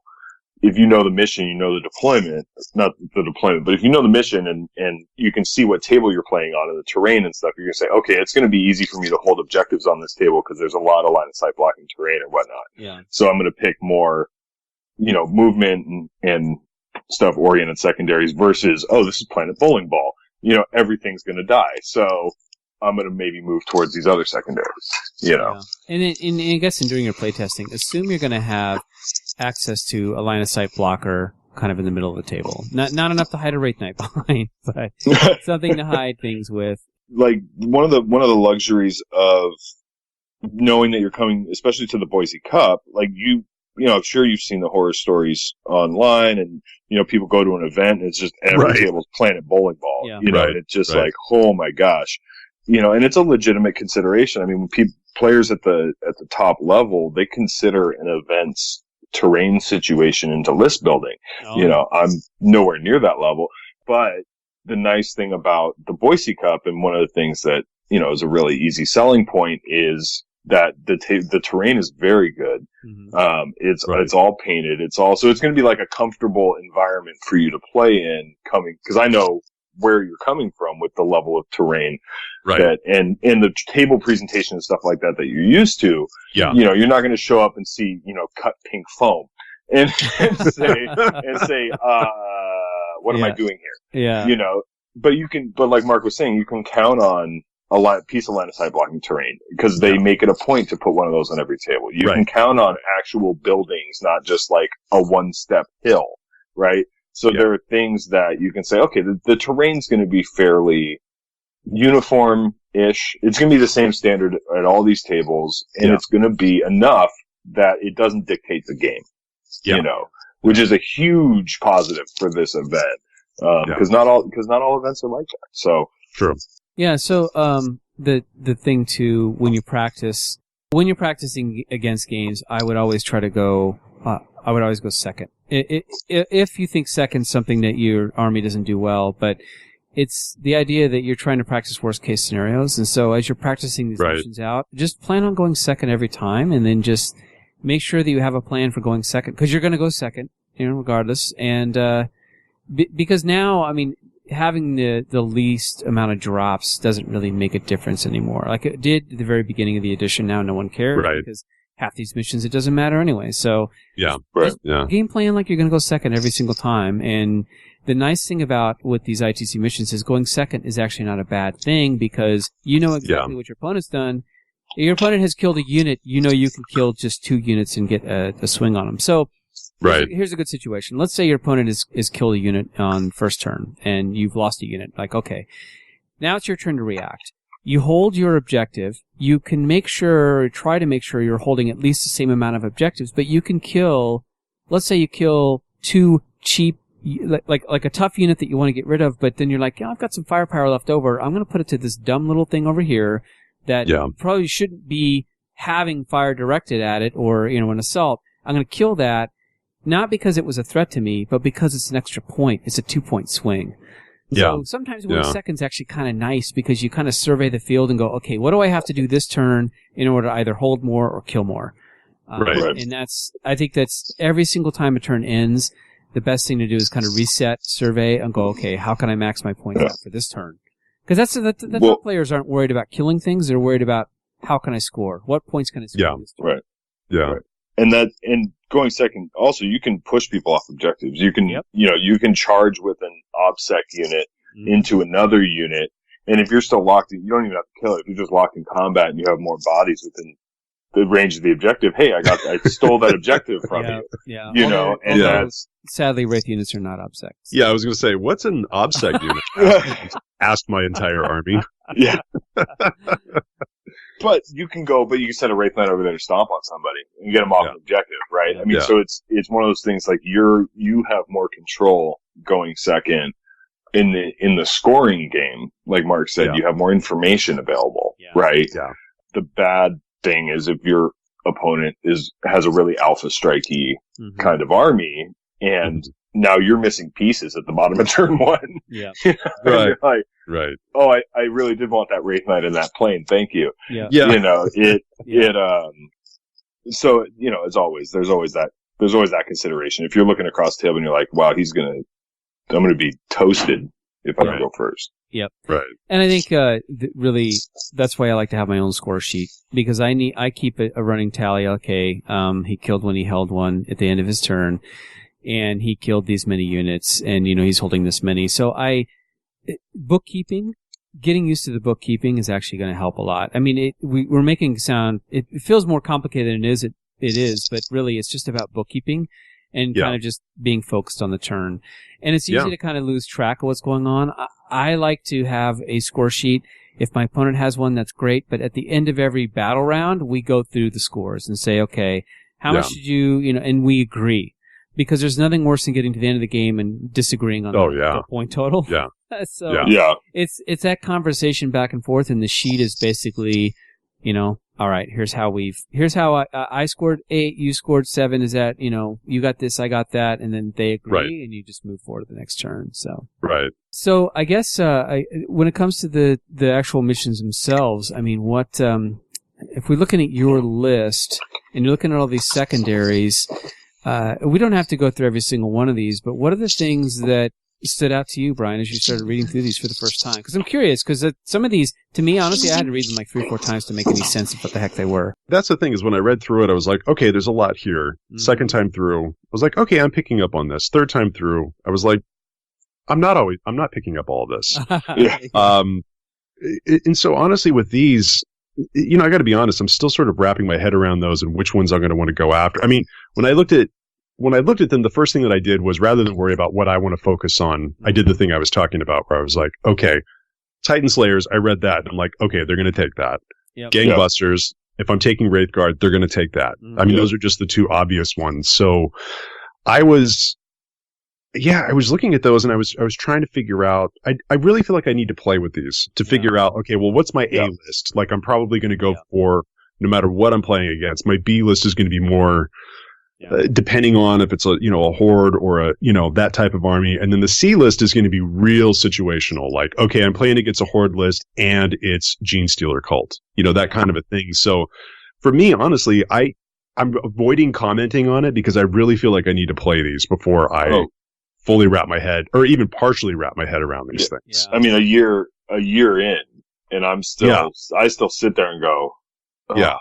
Well, So when I look at these for my game next Saturday, with my buddy, I was looking at it and I was like, I want to play one of these missions, and I'm going to have us just each pick 2, just so I can even start wrapping my head around that and all the other parts. So it's just, I mean, I feel like it's a thing I need to ease into with it. Yeah, I agree. I mean, so to break them down, the way they're written, they have Hud Hunter, Kingslayer, Mark for Death, Titan Slayers, Gangbusters, Big Game Hunter, Pick Your Poison, Butcher's Bill, and then the Reaper. Every single one of those is killing something. And it's killing something of your opponent, what your opponent has. Now, none of them stack. So if you take a couple of these and let's say there's 6 available options, well, you're only going to score 3 in either one. So, except for Reaper, which is 20 models. The first chunk of them are all dependent on what you can reliably kill in your opponent's army, and so it all has everything to do with what does your opponent have. So there's that part where you're like asking questions about their list, going, okay, do you have this? How many models do you have? So, for example, against Colin, the Reaper is pretty good because it's for 20 models. It's 1 point. Well, Colin has 100, 200. I don't know. It feels like 100. But like 115 models. But this first chunk are all dependent on what your opponent has and what you can reliably kill. The second half is the standing piece of it. Like, where can I stand? So Recon is having a unit in all 4 table quarters. Okay, well, and some deployment. So, by the way, you roll your deployment map before.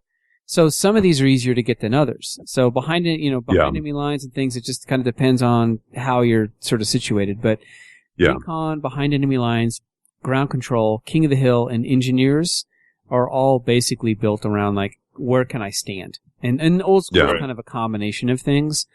So old school's a trap. Yeah, it is. And so the where can I stand ones, I would really contemplate thinking about how your army can get 1 or 2 of those. That way it doesn't really matter what your opponent brings. You have a plan for getting at least 1. I would probably go with try to think of 2 of those that you could reliably get.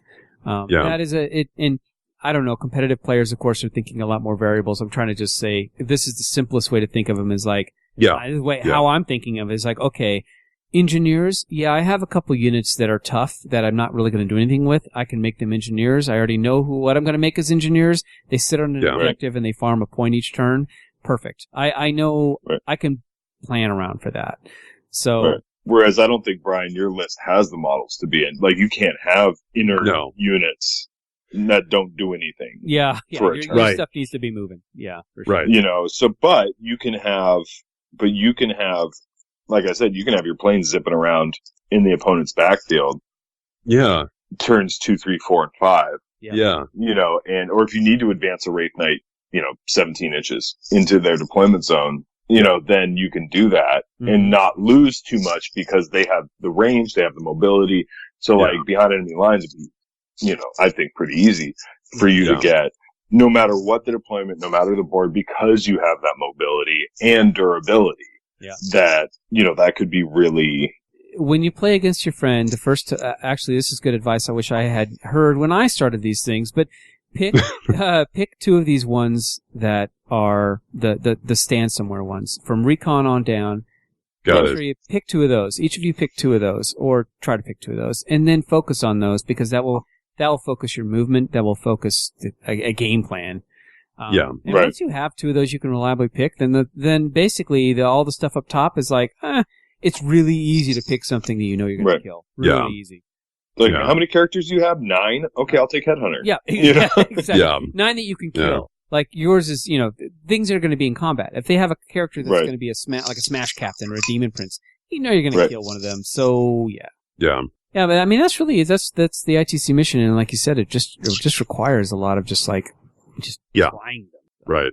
There are no easy answers to what secondaries do I pick? It's just it is matchup dependent, but it's also list dependent, and then and it can really the downside to that is that it can really dictate the game before the game even starts. Like when I don't pick good secondaries, it is a really uphill climb for me to try and be relevant. So it's one of those things that the more you can control, the better. Yeah. And I think, actually, Brian, I'm excited to see your army. I love Wraith armies. No, I'm genuinely excited. I'm like, part of me is like, I have 2 Wraith Knights. I don't know if I'd want to get a 3rd, but... Well, again, I mean, Alex's whole rationale behind that was he was like, you're picking an army each quarter this year to just focus on, to paint and do that. And he was like, you are going to slam your head and other sensitive parts of your body in a door frame repeatedly if you play nothing but Imperial Knights. Yeah. And then he shamed me into it by saying, you are the co-host of a Dark Eldar focused podcast. And if you don't play anything pointy years this quarter, that's a half a year. Your street cred, which you have in limited supply to begin with, is forfeited. And I was like, oh, well, snap. Yeah. Well, but the Wraith Knight thing too, though, is that it's also that underdog thing where, people look at it and say, well, wait a minute, things that are designed to kill Imperial Knights will kill those, and Imperial Knights have more stratagems that do it better, and blah, blah, blah. Right. And I'm like... And they're more survivable. They're more survivable, sure, they're just better in every way. Sure. So, but that's the part that I like. I played Dark Eldar for how many years before they were, back? All of them. Back? All the years. Yeah, there were 2 editions where it was just like, yeah, not so much, buddy. But, Is your stuff painted? That's number one. Do you have most of your stuff painted or ready to get painted, Brian? Oh, yeah. Oh. Yeah. And Wraith Knights are cool. Yeah, Wraith and the Knights units are just cool. Wraith Blades are cool. Like we went to Harvester last year, and the first army I played against, and everybody poo-pooing Wraith Knights for all of 8th edition. Yeah. And the first army I played against had a Wraith Knight in it. I was like, oh, that's cool. Yeah. There's that initial like, wow, that's an awesome unit.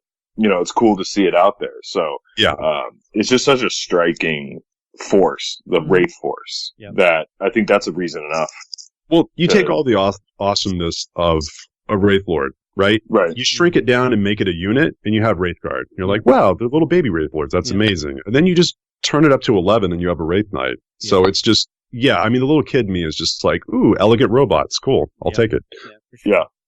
And the Wraith Fighters, because your rest of your army is somewhat slow. I know that obviously 3 Wraith Knights and 2 Wraith Fighters. That's like most of your list. So you're not gonna. It's a little tricky to fit the rest. Maybe 2 Wraith Knights might be fine. Yeah. I think. Yeah, I'm honestly leaning towards the more that I sort of pound these out. I'm leaning towards 2 and 2. Yeah. Because the fighters, I really. Just as a Dark Eldar player, primarily, I really need that mobile firepower and that movement to help put pressure on things. And, it's adding more, that's a couple of, other little half-ass psychers, so it's just, there's a lot to be done with it. Well, it's just the movement and the pressure is so valuable. Yeah. And I'm just, oftentimes you try to visualize how an army might move. And so think of like the different deployment zones and how I might arrange my forces. I know it's kind of weird to sit down and kind of deploy against no one, but it's almost like, how do I fit these things to be sort of like max? Like, what's your favorite deployment? What's your preferred deployment? You know, I could see having the Wraith Knights really pretty far up close, depending on if there's stuff kind of deep striking down that's a threat. But the Wraith Blades, if you have a big fat unit of Wraith Blades that you can hide the characters in, that is your sort of your big nasty blob that moves forward. You've got Wraith Fighters, you've got 2 Wraith Knights.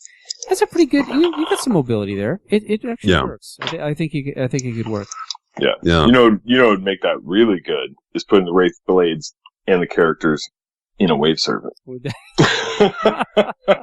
A Wraith Serpent? You can call it a Wraith Serpent and stay on theme. Well, sure, I could have some Wraith Rangers, and I could have some, there's a lot of Wraith, you can just staple Wraith onto a pizza and say, well, I'm eating a Wraith pizza. It's in my list. I salute your commitment to the theme, though, Brian, because I remember when I think I was going to play, I played the LVO friendly like 4 or 5 years ago, I think, and I brought Wraith units, but I couldn't not bring a Wave Serpent, so I have, all my Wraith units have like a hex spray pattern kind of over the top of their face canopies. So I went ahead and did that on their Wave Serpent too. So they were the Wraith Serpents, and it actually fit kind of the theme. I know they're not sort of, they're not dead, but they're drivers. So I'm like, well, sure, okay. Could have a Crimson Wraith Hunter. I mean, why not? just compromise on your theme. Yeah, Farseer. A Wraith Prison. Yeah. Just a Farseer, really. Just a Farseer. Yeah, but let's get real here. A Farseer. Yeah, let's be real. Stick a Wraith Guard helmet on him. He'll be fine. I'm not admitting this out loud.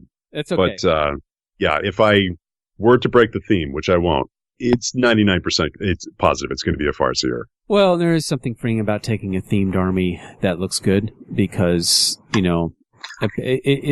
people may underestimate it. 1, but 2. There's not a pressure on you to really. You're there to sort of learn and enjoy your army and enjoy playing. Yeah. And winning is just the secondary thing if that's cool. And if that's what your expectations are, then that's great. It manages your expectation for you. Yeah, for sure. You're like, this list is not the most competitive, but it's cool and it's fun, and I'm going to have a good time. And you're like, okay. And they're all units that I want to add to my existing Cropworld Eldar army anyways, so it's just a win all around. Because like I said, even if I show up with, okay, I'm going to tailor a Drukhari list, I don't have the reps playing in these events and those types of things that it's just, I'm going to lose sight of having fun. So that's, And everyone knows that Drukhari are, as a mono faction, they are really competitive right now. They can compete. They're really a good army. So somebody sees a Dark Eldar army, they have played against that. They have thought about that, probably. Yeah. And they kind of know, for those that play often, they know how to do what that thing does. So it's one they've seen, and it's one that you would be expected to pilot pretty well. Sure. Versus a Wraith army, I'm like, well, hey, it's a Wraith army. Oh, it's cute. Look, you brought some. Oh, this guy's obviously here for a good time. Right. And the great thing about the Boise Cup is you'll have a lot of that too. Yeah. I think most. Well, yeah, there will be, but if you lose your first 2 games or 3 games, like I said, you're among your people. Yes. Right. Which are people that just, and not people that suck, but people that aren't there, people that are also there to just take their Star Scorpion, Space Marine army and just have a good time. There are people that are going.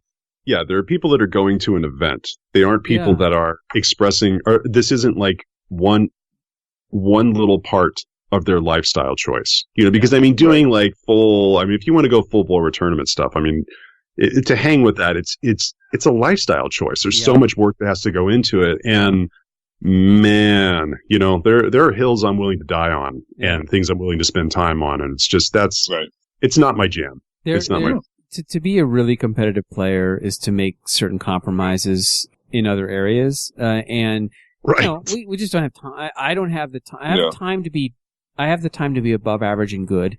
I don't have the time to be competitive. So and you certainly don't. And with young kids at home, it's really, really hard. Oh yeah, no way. Yeah. Well, and something we've talked about often, Mark, is how usually one of the first things to go when you're trying to be really, really competitive is the presentation of your army, is the painting and the modeling. And that is the first thing to go, because you can't keep up with the changes and the list changes and get everything painted. And that is, for me, I'm not willing to do that. Because that's my jam. That is what I do. Yeah. I put out, nice looking armies. That's my thing.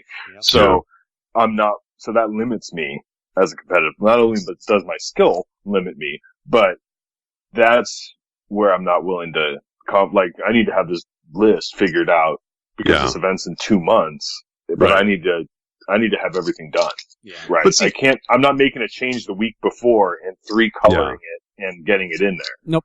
But also too, I mean, when you said that it's, when you use the term limiting, see, like with me, I'm not saying, I'm just saying with my own self, like some people are saying you're limiting yourself or you're limiting your success by doing this. And I'm like, it's not limiting. To me, it's like, no, I'm just keeping I'm keeping my ego and expectations in check. Yep. Right. Because limiting would be, I'm an amazing player and I'm taking something that's hampering me. It's like, no, I'm a decent player in regular games, playing in a format I'm not, that isn't second nature. I'm showing up to have fun. Like, I'm just going to make sure, I'm there to play games. So for me, it's just keeping keeping everything in check more than limiting for me. Well, I mean, if the hobby is the hobby, it's got multiple aspects to it, and some are more skewed heavily in one or the other. And there's this, what is it that you value? And if you're valuing a theme, all the joking about the farcier side, if theme is something that you really value, and the presentation of your army is what you value, then the gameplay, like you said, you can go 0-5, and hey, I still had fun. I got 5 games in. I had a nice car ride back and forth. Right. I got to see my friends. I got to meet new people, and hey, it was a success. Yeah. Right. Yeah, and I don't think you'll go 0-5. I got to be honest with you. You are not a bad player. and there are plenty of bad players that show up. I'm not gonna lie, the little contrarian streak in me flared up. Like, oh yeah, you don't think I can lose? I'll go 5. Wait, that's not I shouldn't be thinking that. Okay. What do you mean I'm not going to lose 5 games? Hold my beer. Wait, damn it. Don't threaten me with a good time. But yeah, so I think you'll be more than fine. Yeah, it'll be fun. It'll be fun. I'm really looking forward to it. Yeah. All right. Yeah. So I think that's pretty. I don't know. I think we've offered some pretty good advice. Hopefully it works for you, Brian. But basically, absolutely. Just the missions themselves and testing them out and focusing on those secondaries that you can control and getting a list together, and then it's just practice. That's pretty much really it. Yeah. And own your list. Know your list. Own your list. Yeah. Is the biggest advantage you can have. Mm-hmm. Yeah. Which is what I've learned. Is just be comfortable with your list, and that alone will really get you far. Yep. Yeah. All right. Well, this was our joint podcast, so it'll be interesting to hear the Splintermind versus Battlehosts versions of this podcast. So if you're listeners of both shows, obviously you can listen to the other, and we'll find out how they're different. Yeah. So, but yeah, this has been great, Brian. So when you come down to Boise Cup, we need to figure out a time to do some kind of recording. Or something. Sure. So we'll figure something out. Oh yeah, my big fat mouth I take everywhere with me. So yeah, it's always on deck and ready to go. Excellent. All right, guys. Well, I think that's all we got. All right. Thanks, Mark. Thanks, guys. Bye. All right, Brian. All right. All right. So hopefully you enjoyed that interview. Brian will be here as well. So, and he's, I think what his expectations are. Hopefully he'll meet it, but I think that Boise Cup gives him as many options as any other event to have some fun. Let's go through the actual nitty-gritty of the actual Boise Cup. We haven't actually even talked about the specifics of it. Okay, so it's at ABU Games. Yep. June 29th and 30th. It's Correct. a 5-round event. Mm-hmm. And right now we're at 74 players, maybe 80. But we'll say 74 for now. Okay. It's grown from 58 players from last year. Mm-hmm. It's 2,000 points. You're doing ITC missions. Now, ITC, there's 6 missions, which of the 5 you're not going to actually I can't tell anybody yet. Is there any requirements for list uploading? Not at this time. Mm-hmm. I think that's going to be something that will be coming. You will be required to upload your list. Yep. That'll be a requirement. Yep. But as far as the format goes and all that, the not yet. not yet. I have frustrations with that Yeah. because There's a certain formatting you have to put into it that, yeah. I'm not a coder, Yeah. even though I know a little bit, Yeah. and I had problems with LVO. Yeah. BattleScribe, it accept the funny thing is the LVO script accepts BattleScribe certain printout rosters, which I would suggest people to do, but double check for accuracy. Yeah. For instance, the Thousand Suns Demon Prince cannot take a Worlder. Yeah. That is the index. Yeah. Thousand Suns Demon Prince. Yeah. But that's still in BattleScribe, you know. So there's little things like that. So you use careful about. BattleScribe for your list, but like I always do is I literally go back and I have a spreadsheet where I check every single point because I make sure it's correct. An option. Don't just say this can take that thing. Look it up in the book. Yeah. And verify it can take it, and then look it up in chapter 4 to make sure the points have not changed. Yep. Which is annoying, but Yeah. it's 40K and the realm of non-digital products that they Yeah. have right now. Okay, so the list will be there, but you'll allow people to take pictures of the list, that kind of thing. 3-color minimum. 3-color minimum for the models, and that's not the standard like 3 dots of paint. That's the ITC LVO standard. Yes. Yeah. If you're interested, of course, get on the waiting list. There are we talked about the prizes for best general, best sports, best painted overall, best in faction, plus achievements. Now, the question, though, about best, let's talk about best sports. Best sports is one of those things where, like you talked about, people can kind of game it. How do you do the best sports tally? Well, how we've done it for quite a while, and I've done it at other events, is basically you take the 5 people you play, and you rank your top 3. Yeah. You put your favorite of the 5 you play, second favorite, and third favorite, and then a point is awarded for those places. Yep. And then I put that on a spreadsheet. I go through it, check it off, put in those points, and tally it up, and then just rank it 1 through 80 or whatever it will be, which applies to your overall score. So if you get first place, it's worth 80 points, so on and so forth. And it has just generally worked out really well. Yeah, I think so.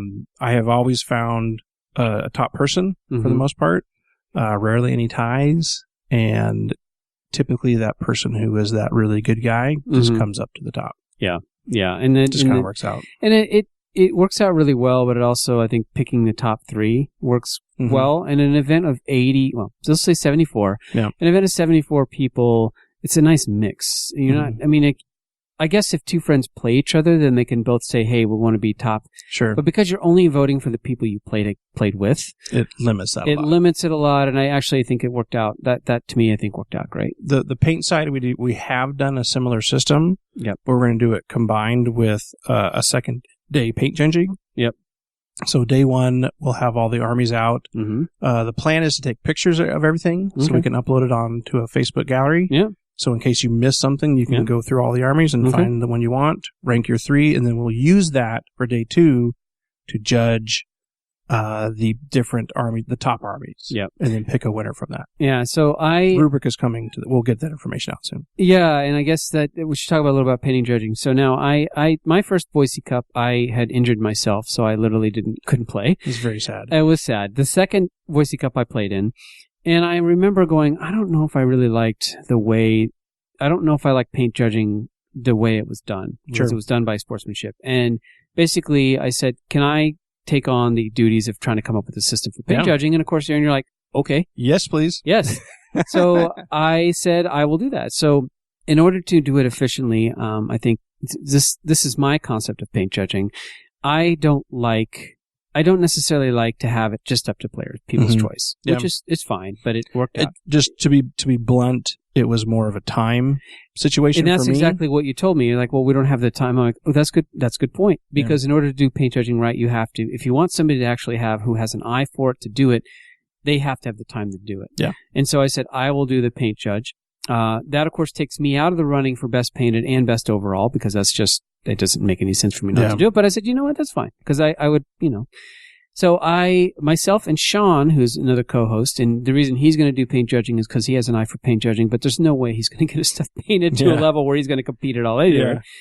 But the first round of it, like you said, is the players vote on their favorite armies. And so as some, and that gets the ranking. And then after that, day 2, we'll set aside time for myself and Sean as judges. And we're going to each judge each army. And the scores will be averaged between the two of our scores. Yeah. So each of the judges is going to look at a subset of armies. And we will, I'm probably going to do like a survey program where we just plug our numbers in and then we just see how they work. And we'll see kind of how it all kind of shakes out. Yeah. Now, the goal with paint judging, to me, this is just my own, because, you have ideas about events and I have ideas about paint judging.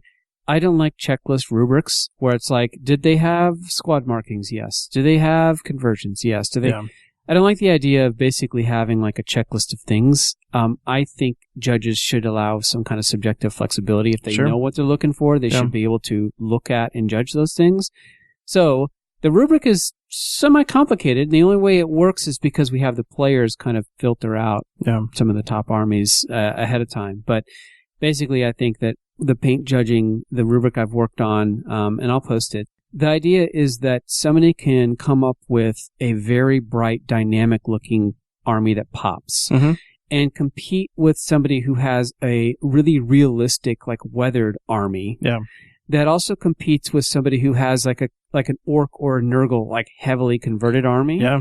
And those 3 armies can be judged in their own merits of the work and effort and artistry that put into it. Sure. And no one is skewing the score one or the other. Yeah. So that's the goal. Yeah, it's not just if you use an airbrush, you fail.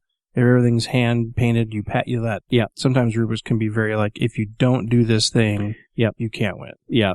Yeah. So and it's basically the first chunk of the rubric is all about you get a certain amount of points. Then there's basically what's called the extras part of it, which is I think there's 20 points, but you can only get up to like say 15. So there's additional points left over. Yeah. But the point is the rubric will be out, and I think the paint judging, I'm hoping to kind of, like I said, trying to meet the standards of the event. Yeah. And then finally, best overall is a combination of battle points and the other 2 scores. Mm-hmm. So. Yeah. That's the one just to be biased, or state my bias, that's the one I always wanted the most. Best overall. Yeah. Because again, I feel 40K is those 3 things. And when you have those 3 things, you should be rewarded. I think so. I think best overall is definitely what to shoot for. Yeah. Ideally, the paint judging can be done, but I have a feeling that now I've kind of taken on it'd probably be my thing. It'd be great though if there's somebody from like out of town who happens to come visiting and wants to be kind of a permanent paint judge. That'd be awesome. Kind of like the Las Vegas Open. I can get you some dinner. There you go. Okay, so before we go too much further, let's listen to a word from our other sponsor, which is actually Trader A. Hey, that's me. Right here. So let's listen to the commercial. If you're like most Warhammer players, you own a ton of models. At one time, you had big plans for these models, but now they just kind of sit, gathering dust, unused and unloved. It's time to clean out your closet of shame. Visit TraderA.com and get cash for your used models. Trader A is run by Captain A, someone who's been in the community a long time and has done a lot to grow the hobby. He's also a personal friend of the show. Unopened boxes, models on a sprue, half-built models, primed, painted, even bits have value. The process is simple. Send him a list of what you have. He'll send you a quote. You pack it up, send in your stuff, and he'll get you cash. You can shop around, but you're going to find that Trader A gives you 40% more than the other guys. You want it quick? You want to get rid of it? Visit TraderA.com. Get cash to buy the stuff that you really want. TraderA.com. Sell your models and get your cash quick and easy. Okay, so that is Trader A. Yep. Keep those quotes coming. I try to answer them as soon as I can. Mm-hmm. If I don't, just shoot me another email. Mm-hmm. Things can be a little crazy working full time and running a side business. So yeah, there we go. Now, let's talk about the rounds themselves. What's the time limit for each round? Probably it'll be at 2:45 minimum, if not 3. Yeah. I got to work out the schedule to make sure we can pretty much be there whenever we want to be. Can we do 3? I want to do 3. I think 3 is kind of required nowadays. Yeah, I think so. That gives you X amount of time to set up, X amount of time to play. Anything less than that can be real problematic. Yeah, I agree. I think 3 is perfect. And time clock. We have the standard ITC time clock policy. Yep. Yeah. And we'll have, but again, we only have about 10 on hand. So if you really want to one, make sure you bring your own. Yep. And we follow the typical, if one player wants it, you play with it. Yep. So you may want to practice a little bit with it. Yeah. To at least try it out. Yeah, sure. Okay.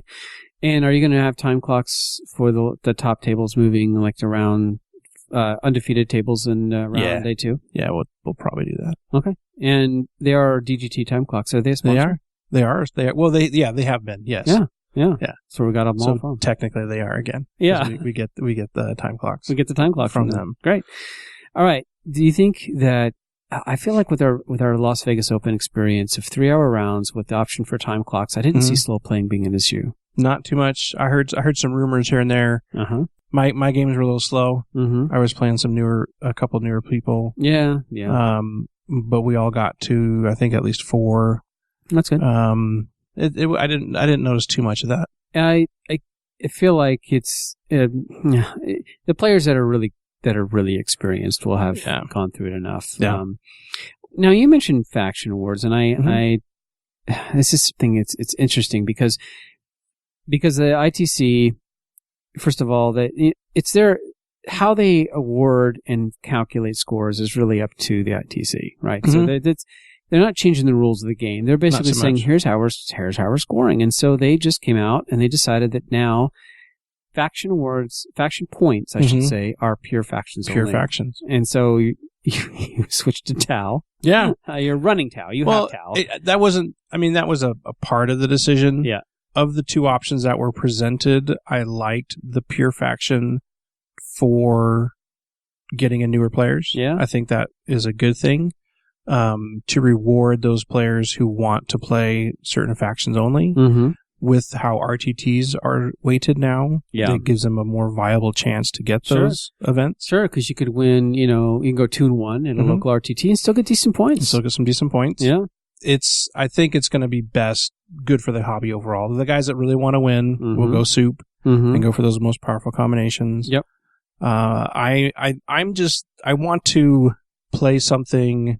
I've always wanted to play a shooty army. I've always wanted a much more shooty than I have been. I need something that I can just kind of focus on. Yeah. And I have a paint scheme that I've been playing with and I'm excited about. And I think that this is kind of going to work for me. And I think it's going to kind of work for a lot of other people. Yeah.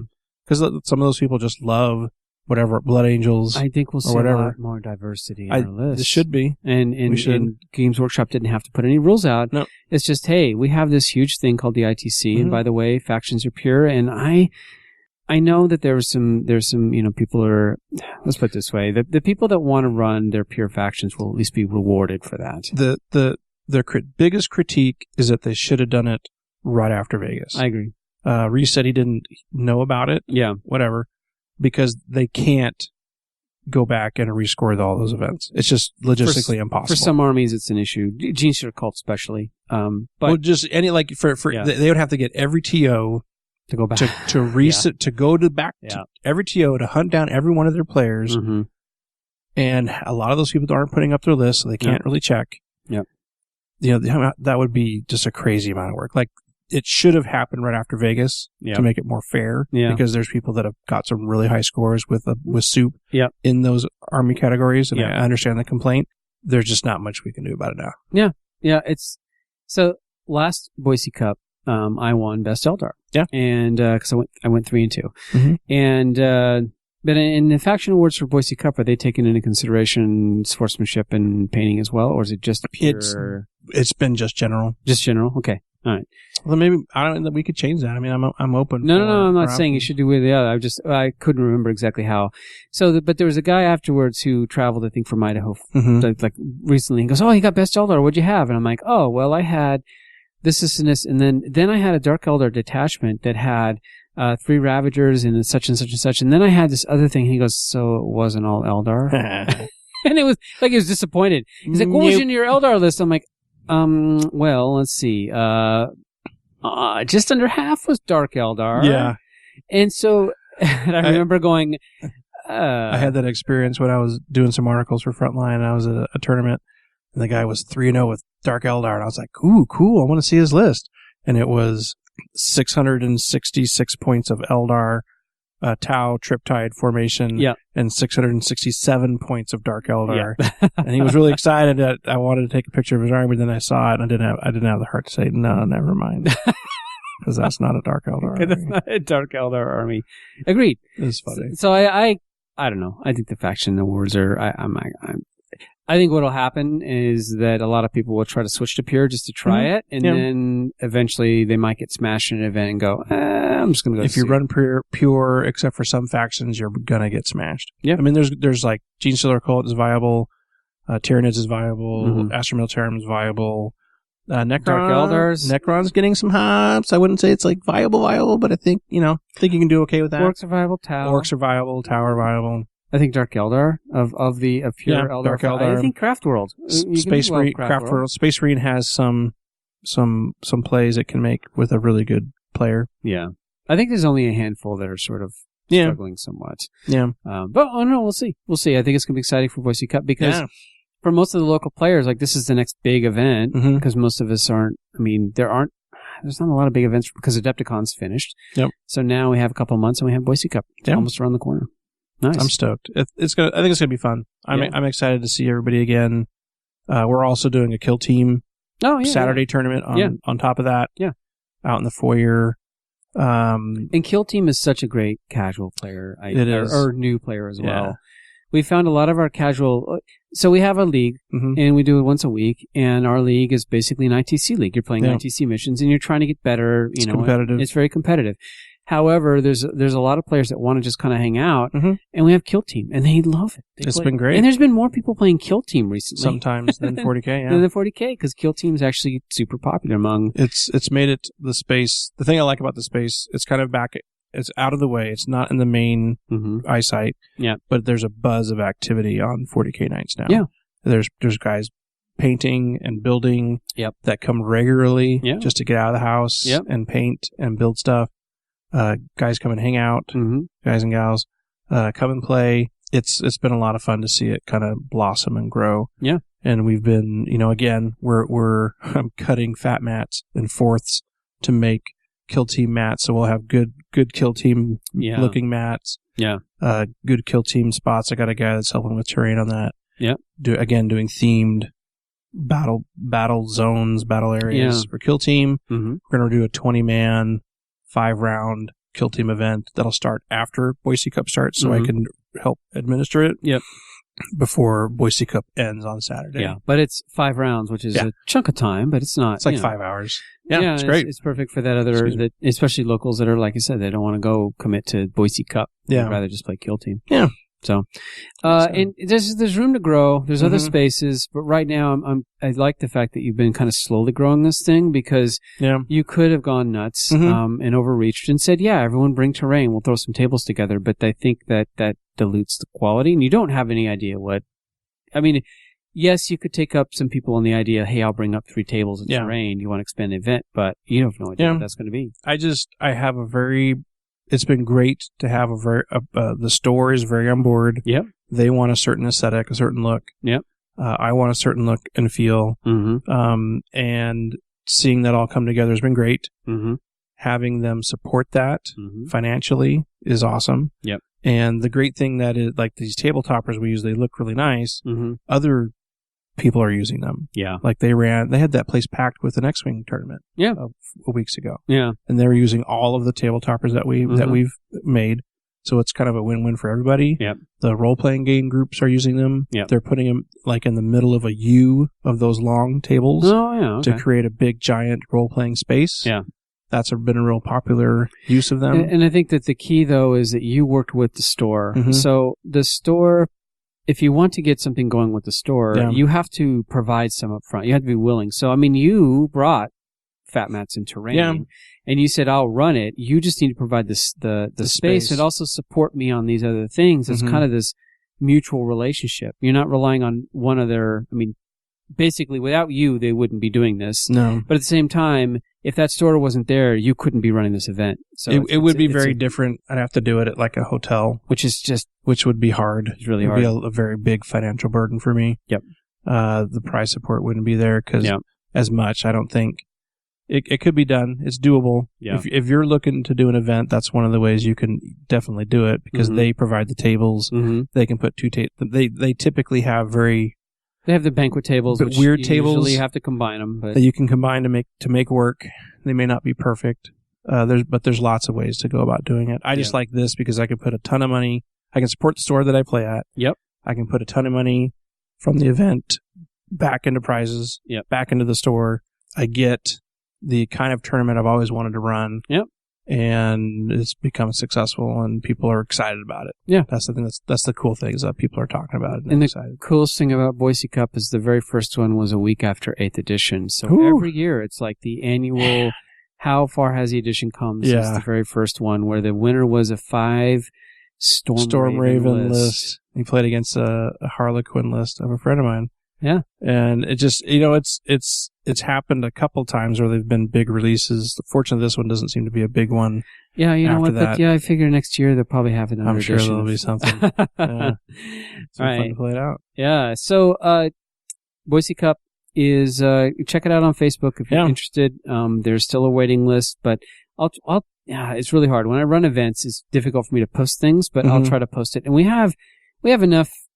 I haven't decided yet. We'll figure out what we can do. We have enough podcasters there. I mean, everyone has a podcast nowadays. Yeah. There's like 5 people that are going to be there. We're going to do a full Chapter Tactics podcast on Boise Cup. Oh, nice. That's part of the deal. To be part of, Pablo's coming, Yep. so you're going to be on this podcast. Yeah, it's I'm excited. I would to just encourage anybody that wants to see their scene grow, Mm-hmm. just get involved. Yeah. Number one things it takes is for you to be consistent. Yep. There are lots of cheap ways to get these things. Mm-hmm. You can get $8 sheets of press board. Yep. Rip them into 2x4 sections for easy storage. Mm-hmm. Throw a fat mat on them. Frontline gives deals on fat mats for large purchases. Yep. Borrow from friends, because Sure. you probably know you could probably scrounge together 10 to 20 fat mats from Sure. the people you know. Sure. People in your area. You can get Frontline also gives cheap TO discounts for sets, and that makes them really cheap. And the store typically gets, a lot Might of have stores some get as well. support from things. Mhm. Yeah. There's lots of ways that you can run a cheap event. Yep. Shoot for 20, shoot for 30. Yeah. With the scoring, even if it's an RTT, if it has lots of rounds, it's worth a lot of points. Yeah. That's good. Yeah. So don't, the thing that whole GT major thing was Yep. kind of scaring people away to I an think extent, so, because yeah. they couldn't get 28. It's Yeah. not that big of a deal anymore. No. It's pretty cool. So No. there's lots of ways you can run an event cheaply. You just gotta be consistent, put in time, and don't be a flake. I think that's it. That's exactly what you said. You have to be the change. If you want to have something happen, you have to go out and do it, Yeah. like in the way that you want to see it. Mm-hmm. And you also need to be consistent. And there's times when, the first one was 40 players for the first year. And we're like, it was good, but we didn't get the major status. But Yeah. it's grown. And you just have to be consistent. Yeah. Like, there's some league nights where there's not very many people there. Mhm. It doesn't matter. I mean, No. but they know it's consistency. So, And for a league, you get a lot of people that'll come throughout the month. yeah. Even on one night when we'll have 6 people playing, Yep. there can be as many as 14 people in the league. Sure. It's just there's ebb and flows. People Yep. come, people go. Yep. It's going to consistently grow as long as you're consistent. Yep. And the thing that you do is consistent. Yep. You will see growth overall. And as long as you're a decent person and aren't trying to drive people away. Are you going to do terrain cards this year? Mhm. Okay. So Yeah. little cards of kind of describing what each of the little things in each of the tables. So if you are able to come, what you can expect is a 360 access around a fully themed terrain table. Mm-hmm. There will be line of sight blocking terrain, Mm-hmm. even on the hill ones that we had Mhm. last year, Thomas. Yep. They looked really nice, but they weren't the best line of sight blocking, but I'm going to adjust them. You can expect a terrain card that explains how to use the terrain. Yep. It'll say this is use it like area. Yep. Use this like a crater. Yep. Use this like ruins. Yeah. To just clear it out. Eliminate that. And some of them are like, depending upon the deployment zone, Mm-hmm. twist this piece of terrain so that the opening is not facing either player, Yeah. kind of thing. Yeah. Which I think is, again, this is all just coming from my crazy theories of seeing how tournaments run things. Yep. You played the experience for table diagonal Vanguard Yep. is very different from It is true. Dawn of War. It is true. And if that terrain is not placed properly, it can devastate one side. And that's why you see a lot of events go with very consistent layouts, because they built the layout in such a way, they designed it so that it works for all the 6 deployment maps. But because you want a theme to it, the theme makes it look cooler, and it makes it feel like a Warhammer sort of event. So the theme sometimes means that you have the same elements of items, but it's not the same table over and over again. Correct. Which just does get boring after a while. So most of my tables are pretty symmetrical. Yeah. You can expect what's on one side to be mirrored on the other side to an extent, but that does not mean they're all laid out the same. Yeah. They are very different. And they're also tried to match the mat and have a theme. Like there's a Tau table, a space communist fish people table. Yeah, I don't know. Or a robot city table, or, all those different things. Yeah. And just to make it look cool, be cool to play on, different than what you may have seen before. Yeah. And yeah, there you go. And plus you have a 3D printer, so you've been cranking out lots of Yeah, it's going full time right now. Yeah. Great. All right. Well, that's basically the Boise Cup. So, I mean, like you said, you can expect, there's just a lot of people coming, and right now it's at 74. There's a waiting list. Hopefully we'll see. But I think that now, I mean, if we can consistently get to 80, let's say 80, and we cap it at 80, that just means that I think that there's room for another big event like that in Boise, in that same store. So Boise Cup happens once a year. That's it. Yeah. But have you considered running another big event? Yeah. Well, we have the Iron Man Extra Life event, which happens during Extra Life, which other events are going on. That's the problem. That's the thing. But the good thing about it now is that even if we're not a GT or whatnot, it'll still be worth a good amount of points. It'll still be worth the amount of points. Which I'm excited about. So yeah, that makes me want to do it more. 20-ish people. Yeah. And we're thinking about doing some type of convention-y type thing themed around Warhammer. Yeah. Could be, the space could handle that. Yeah. It has, to give you an idea of the length of it, it's a full-size basketball court. Yeah. Then another squash or racquetball court. Yeah, which I've never seen. That's two of those. Yeah. 2 of those with another room in between them. Yeah. And then at the end, another full-size basketball court repeated on the other side of the building. Oh. The space that we have for like convention-y type stuff or tournament-y type stuff is that basketball court and 2 racquetball court. Yeah. With other rooms that could be for like classes. Yeah. A big foyer that could be for like vendors. So there's things percolating. You never know. Yeah. It could get kind of crazy. It could get, but also I wonder if we want more people to want to run these things. If you're in the local area and you're looking at and you want to run something crazy, that, I mean, I would like to do an AOS event with it, a kill team, 40K, and potentially something else could be fun. Yeah. Well, but that's not here yet, but we'll see. Just percolating ideas. There's more options. Okay. Excellent. Dreaming big. Dreaming big. You might as well. All right. And, over time it'll grow. I mean, every event has started somewhere and they've all just grown. So. To be honest though, I think I don't want to get much bigger than this. Yeah. I don't want to get more than, I don't think so. Because of the space, I'd have to change my vision. Which, it's cool to have. It would be cool to have the biggest tournament in the Northwest, but that's just not something I need if I think I can have a really good quality tournament. I think you add more events or you add another event later on in the year, and I think we're just as good. Yeah. Cool. All right. Well, we'll see what happens as a result of that. But for the meantime, the Boise Cup 2019 is on June 29th, June 30th, and 5-hour event, ITC. Go check it out on Facebook. If you're in the area and just want to come hang out and see it, feel free. Of course, stop by, yeah. So thanks for listening to our show. We'd love to hear from our listeners, so please feel free to message us on Facebook or email us at thebattlehosts@gmail.com. If you'd like to support us, you can help us in a few different ways. You can tell all your friends about us. You can like us on Facebook. You can leave a review on iTunes, which does help to boost our listening audience. Finally, you can support us on Patreon at patreon.com/thebattlehosts. For as little as $1 a month, you can help us with the cost of running this show. But for $3 a month, you get access to our Discord chat. So, thanks for listening to Battlehosts. Tell these sponsors that you heard them from the Battlehosts, that really helps them as well. Oh yeah, sure. Yeah. If you contact Trader Ray here Or DGT. and you let them know that it was the Battlehosts that does help, because then it helps us to negotiate higher rates with our sponsors. I kid. All right. So thanks for listening to Battlehosts. Be an awesome gamer. And Build a better community. Good night. Blood for the Blood God.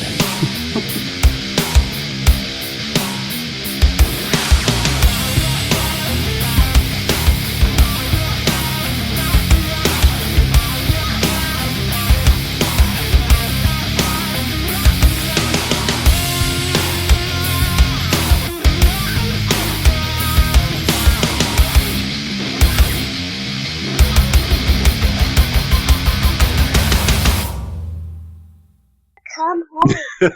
Is that which one is that? Is that Colin's or Brian's? Editing. I want to know if that kid got into the room. Okay. My kid just invaded. My kid just invaded. My kid just invaded. My kid just invaded. My kid just invaded. My kid just invaded. My kid just invaded. My kid just invaded. My kid just invaded. My kid just invaded. My kid just invaded. My kid just invaded. My kid just invaded. My kid just